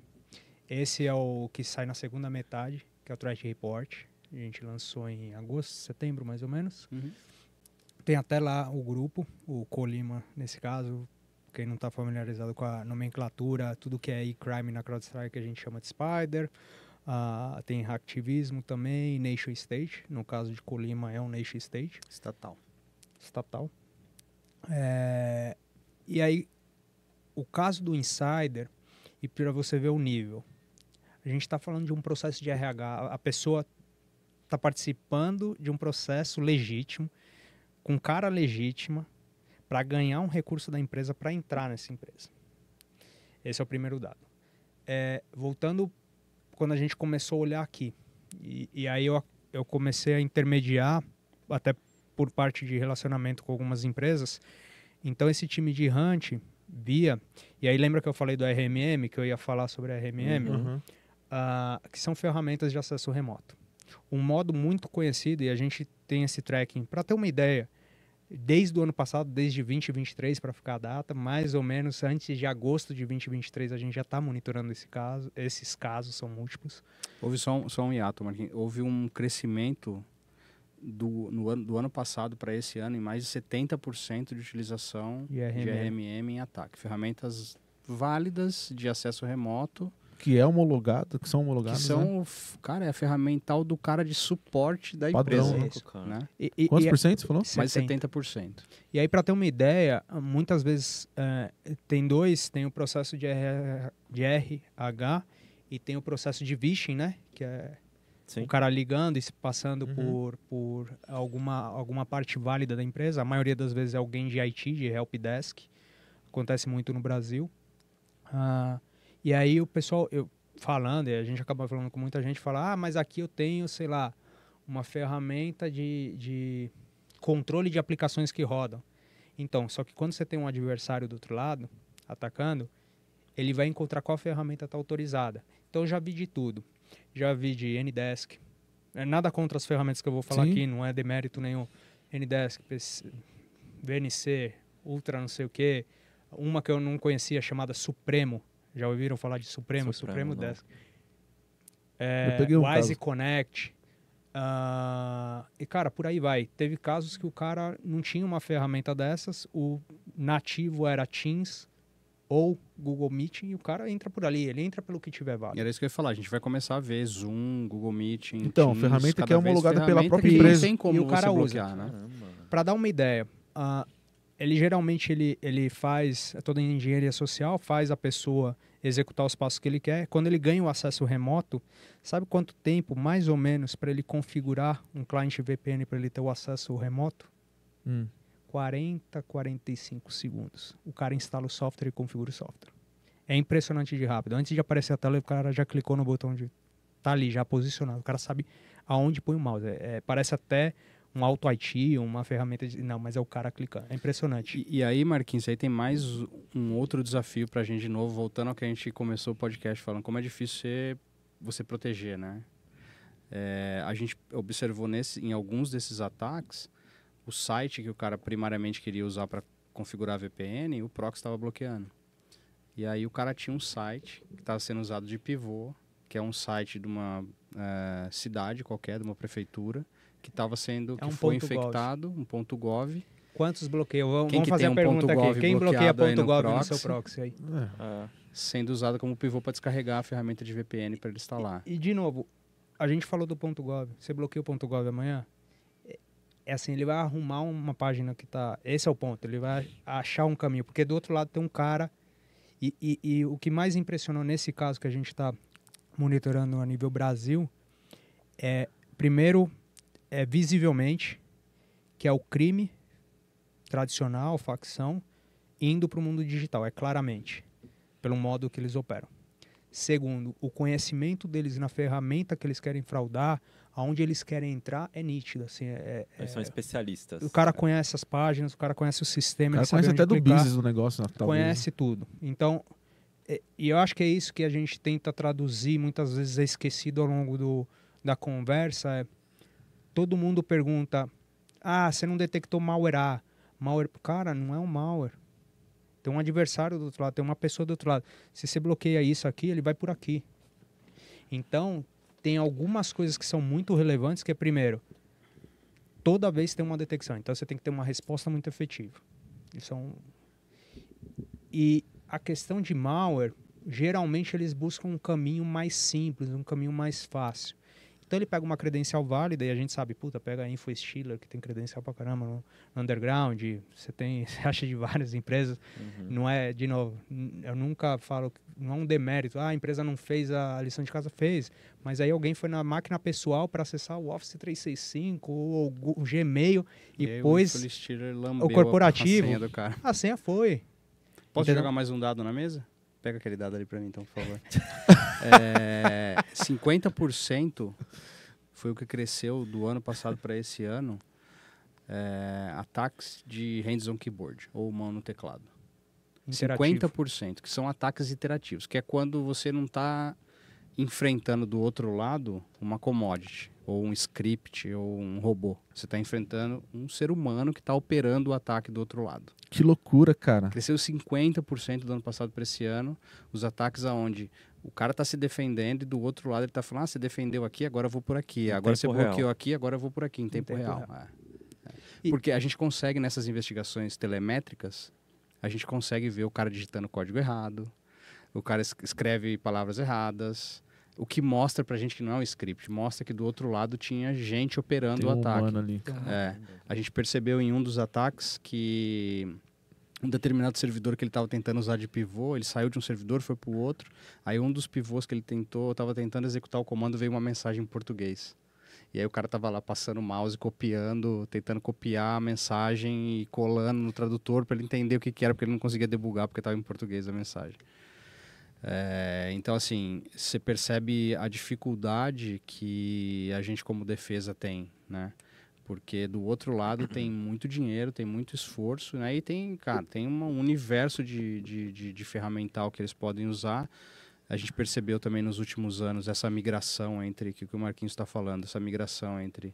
O cara não vai usar uma peça de malware mais pronta, que vai lá e tem um determinado propósito, né? Ele vai utilizar a ferramental válido, o RMM é um deles, combinado com credencial válida, e muitas vezes, aí, né, retornando para o tema da matéria que você estava falando, muitas vezes de uma infraestrutura quente, que a empresa deu acesso para ele.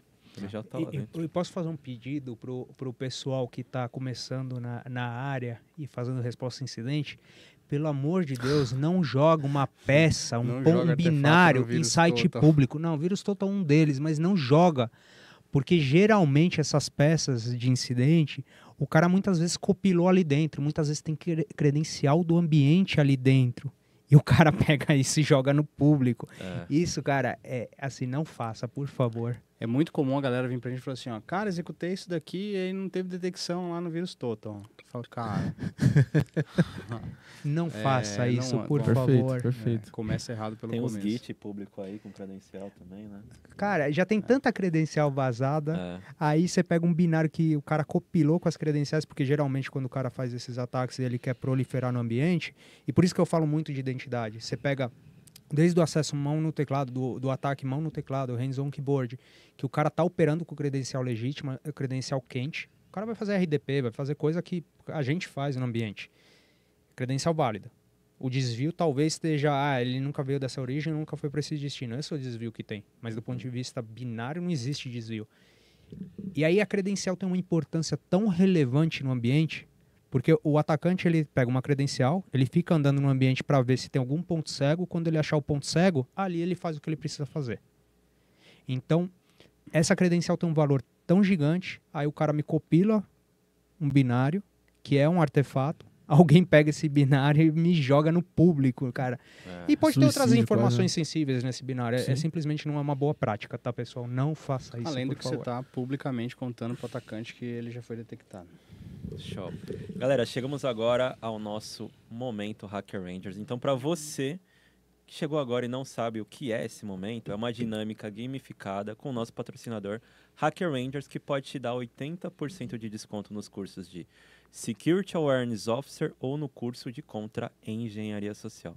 Então, corre agora no LinkedIn da Hacker Rangers e responda. O que um cybercriminoso costuma exigir num ataque de ransomware? Opção A, dinheiro para resgate de dados roubados. Letra B, dados pessoais. Ou letra C, dados bancários. Corre agora, não se esqueça que ao responder, adicione as hashtags TechSecPodcast e Momento Hacker Rangers. Valeu, boa sorte. Vocês, agora a gente chega no momento Bora Conscientizar, que é o momento da tua mensagem pro público. Mensagem final. A mensagem que vocês quiserem. Quem começa? Vai lá, Marquinhos, por favor. Você quer um dado? Brincadeira. Adorei. Foi muito boa. Ah, caraca, né, cara? Isso foi bom. Quer um dado? Brincadeira, vai lá, Marquinhos. Quer mais um dado? Eu vou seguir no que nesse momento mais me agrada, se tem algo que Pessoal, e aí eu acho que tentando aplicar em várias disciplinas, você que é um cara de ofensivo, você que é um cara de defensivo, vê a tendência de mercado, pega reports, lê o que os atacantes, não tenta criar coisas assim, um dia alguém vai usar. Vamos ver o que está acontecendo no cenário, vamos olhar o que realmente é factível, o que realmente a gente vê, não é assim eu criando uma teoria, uma história. A gente sabe, fato, que existem insiders, existem supply chain, existem uma série de caminhos. Sim. Todos eles têm um ponto em comum, tem uma credencial válida. Se a gente fala de cadeia de suprimento, o cara entra no seu ambiente com uma credencial válida. Se a gente fala de movimentação lateral, é credencial válida. Se a gente fala de infostealer, um red stealer da vida, credencial válida. Então, se você vai fazer um teste, aí pensando no ofensivo, você está validando esse tipo de operação? Cara, você já fez um negócio simples, liga no call center da empresa, se passa, faz exatamente como o cara faz. Se finge como um IT, geralmente as pessoas acreditam, ele executa e te dá a porta de entrada e dali, mas como que eu vou pegar a senha do usuário sem executar um binário, sem executar um Mimikatz, ou um dump no Alisas? Te dou um exemplo simples, porque eu já vi isso acontecendo. Faz o seguinte, abre a página da aplicação corporativa, abre o developer do lado e fala para o usuário só digitar usuário e senha sem dar o enter. Sabe o campo que está oculto? Só mudar o parâmetro no developer. Vai tirar o mask da senha. Pronto, você já capturou a senha do usuário. Isso é o que eles fazem. Olha cara, preciso criar um binário. Não, um negócio simples. E eu não é fictício. Eu já ouvi, velho. Eu já ouvi. É bizarro. É bizarro. E isso acontece. Então, quando a gente pensa nos caminhos, eu não estou invalidando coisas como living off the driver, ou coisas, quero fazer um hook, não é isso. Mas o que o pessoal está usando? Então, se você está validando e você está criando seus cenários para ver quão forte está a sua estrutura, seja defensivo ou ofensivo, cada um na sua ótica, qual é o controle que você tem sobre o uso das credenciais válidas do seu ambiente? Por onde elas estão andando? De novo, ela pode ser de um terceiro, ela pode ser de um abuso, mas você sabe o que ela está fazendo aí dentro, você tem essa visão, e se você precisar ter ela, o quão rápido você é para detectar o mau uso disso. Acho que com todos os números que o Profeta passou, 70% de incremento no uso de RMM, 50% de incremento do hands-on keyboard, a gente tem no cloud, cresceu, se eu não me engano, 27% em cima de ataques de identidade em cloud. Cara, com tanta identidade rodando aí, que é zero malware, não tem ruído, você consegue ver esses desvios? O quão forte você está nisso? Você está testando isso? Não, eu criei aqui um super script ofuscado. Cara, isso para entrar no seu ambiente tem tanta camada que provavelmente não vai deixar entrar, que assim, vamos no mais simples. Você entendeu porque que ele tem uma figurinha de identidade? Depois você me manda? Vou te mandar muito. Eu já falei de identidade pra você. Eu já falei, eu não podia... falei de identidade no começo, no meio, não poderia não tem como, passar uma mensagem ou tentar fortificar essa mensagem. É o que eu falei, pra mim é um negócio muito emblemático que virou talvez uma brincadeira interna nossa e acabou virando talvez um meme.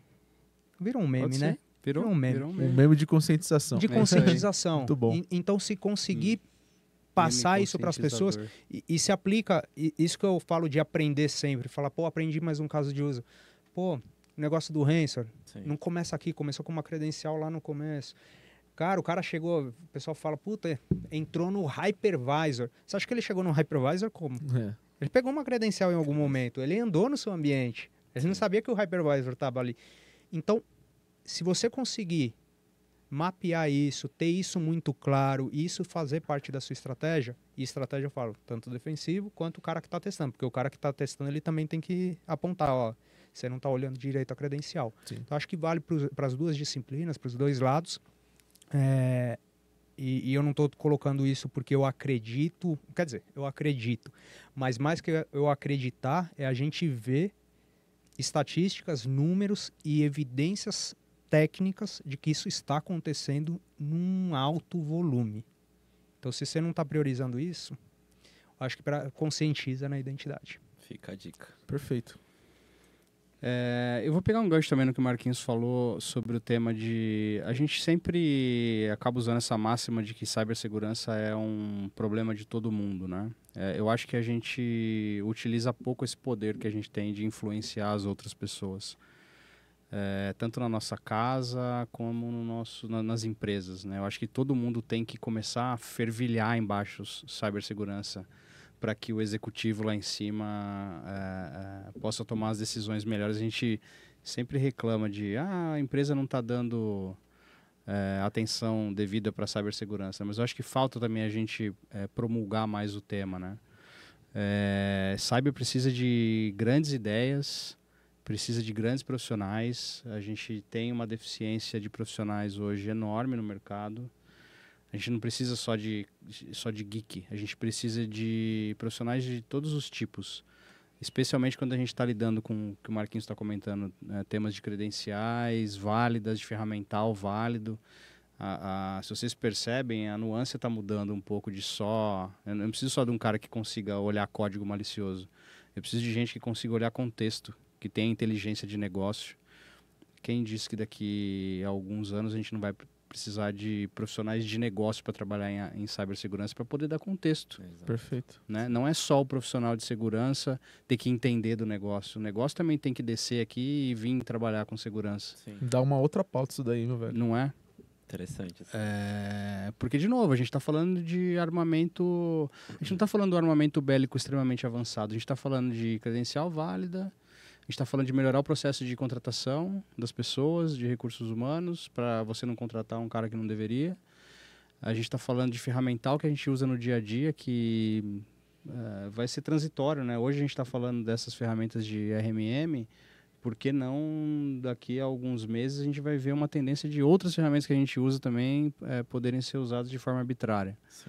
Né? Então, a gente precisa de vários tipos de profissionais dentro do mercado de cibersegurança, e a gente também precisa promocionar a cibersegurança.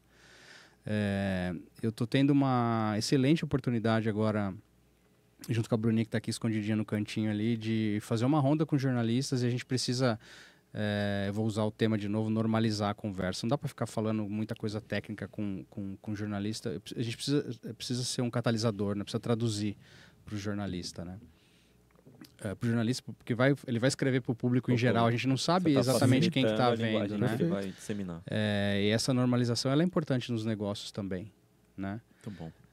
A gente precisa ter certeza de fazer com que todo mundo entenda que cibersegurança deixe de ser o papo só dos meninos. Fala com aqueles meninos lá que são eles que entendem, né? A gente precisa ter essa normalização para que todo mundo consiga colocar a cibersegurança em tudo que a gente faz. Um dos papos que a gente está tendo com os jornalistas eu sempre explico para eles a tríade de confidencialidade, disponibilidade e integridade, que é um negócio lá do primeiro dia da faculdade, né? E aí, existe tecnologia sem confidencialidade ou integridade ou disponibilidade? Não. Não tem. E aí, se não tem tecnologia, a gente não tem mais o mundo que a gente vive, como a gente conhece ele hoje. Exato. Né? Então... Por isso que cibersegurança é uma matéria, é uma disciplina das mais importantes dentro de tecnologia, se não a mais importante dentro de tecnologia, porque é ela que sustenta a tecnologia. Né? E a gente precisa de grandes ideias, de grandes profissionais trabalhando em cyber. E eu aproveito para parabenizar vocês pelo trabalho que vocês estão fazendo. Parte das grandes ideias que saem em cibersegurança vem do trabalho como vocês estão fazendo, de divulgar, de promover. É isso que a gente precisa no nosso universo, que mais gente tenha inspiração aqui com o nosso papo, que tenha inspiração em vocês, de continuar fazendo esse trabalho, de divulgar para a comunidade, cada vez mais aumentar o escopo de cyber, porque é assim que a gente vai vencer o crime. Que legal. E o que vocês acharam da experiência de hoje aqui no TechSec? Fenomenal, cara. Eu já sabia, eu já tinha uma ideia de como seria. Eu tive a oportunidade... Não rolou pauta? Pois é, né? Eu tive a oportunidade de fazer também um negócio totalmente fora de pauta. Verdade. Com o Josu, né, Josu? No nosso podcast foi muito massa. Na CrowdStrike e super legal. Eu achei super bacana. Eu acho que é assim que a gente, né? As ideias vão fluindo aqui, a gente Vocês são ótimos hosts de podcast. Por favor, continuem fazendo o trabalho que vocês estão fazendo. Eu acho que é isso. É juntar a gente falou muito de vontade, de querer. Exato. Eu acho que vocês são grandes exemplos. E, cara, é só querer. É assim, vocês não estão aqui porque alguém está empurrando vocês. Vocês criaram um projeto super legal. A gente tem um super prazer de estar aqui, de novo, fenomenal. Ter vontade para fazer as coisas, e a gente falou muito de fazer diferente, Sim, né? sim.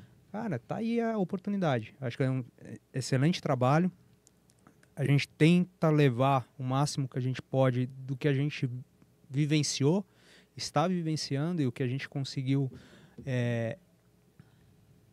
conhecer ao longo das carreiras. Cada um tem uma história e eu acho que todas as histórias têm coisas a ensinar a todo mundo, mas no fim do dia depende de cada um fazer que nem o projeto de vocês, falar, cara, vamos pra cima, vamos pôr a cara aí, vamos fazer acontecer. Falta muito alguém falar, vamos fazer acontecer, porque ninguém vai mudar o que o Profeta falou de normalizar a conversa se não tiver alguém fomentando e alguém fazendo isso acontecer. Então parabéns pra vocês, na verdade, de fazer acontecer. Obrigado vocês. Pô, que momento, hein, Gu? Que momento, cara. É uma honra. Obrigado mesmo. Vocês deram uma aula aqui, enfim, teve muita coisa aqui, velho. Se eu fosse escrever aqui, tem muita coisa. Obrigado de verdade.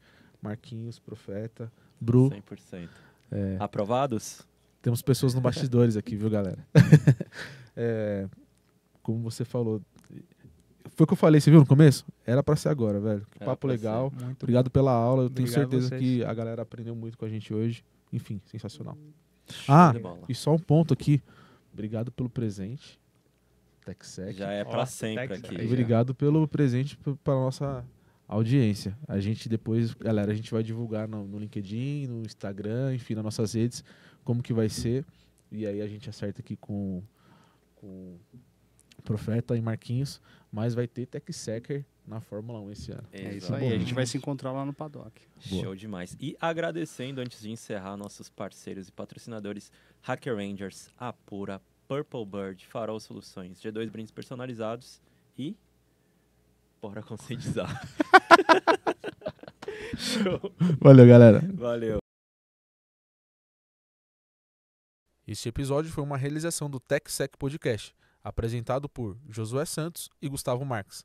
Apoio Hacker Rangers, Apura, Farol Soluções, Purple Bird, G2 Brindes. Uma produção de Pub Produções.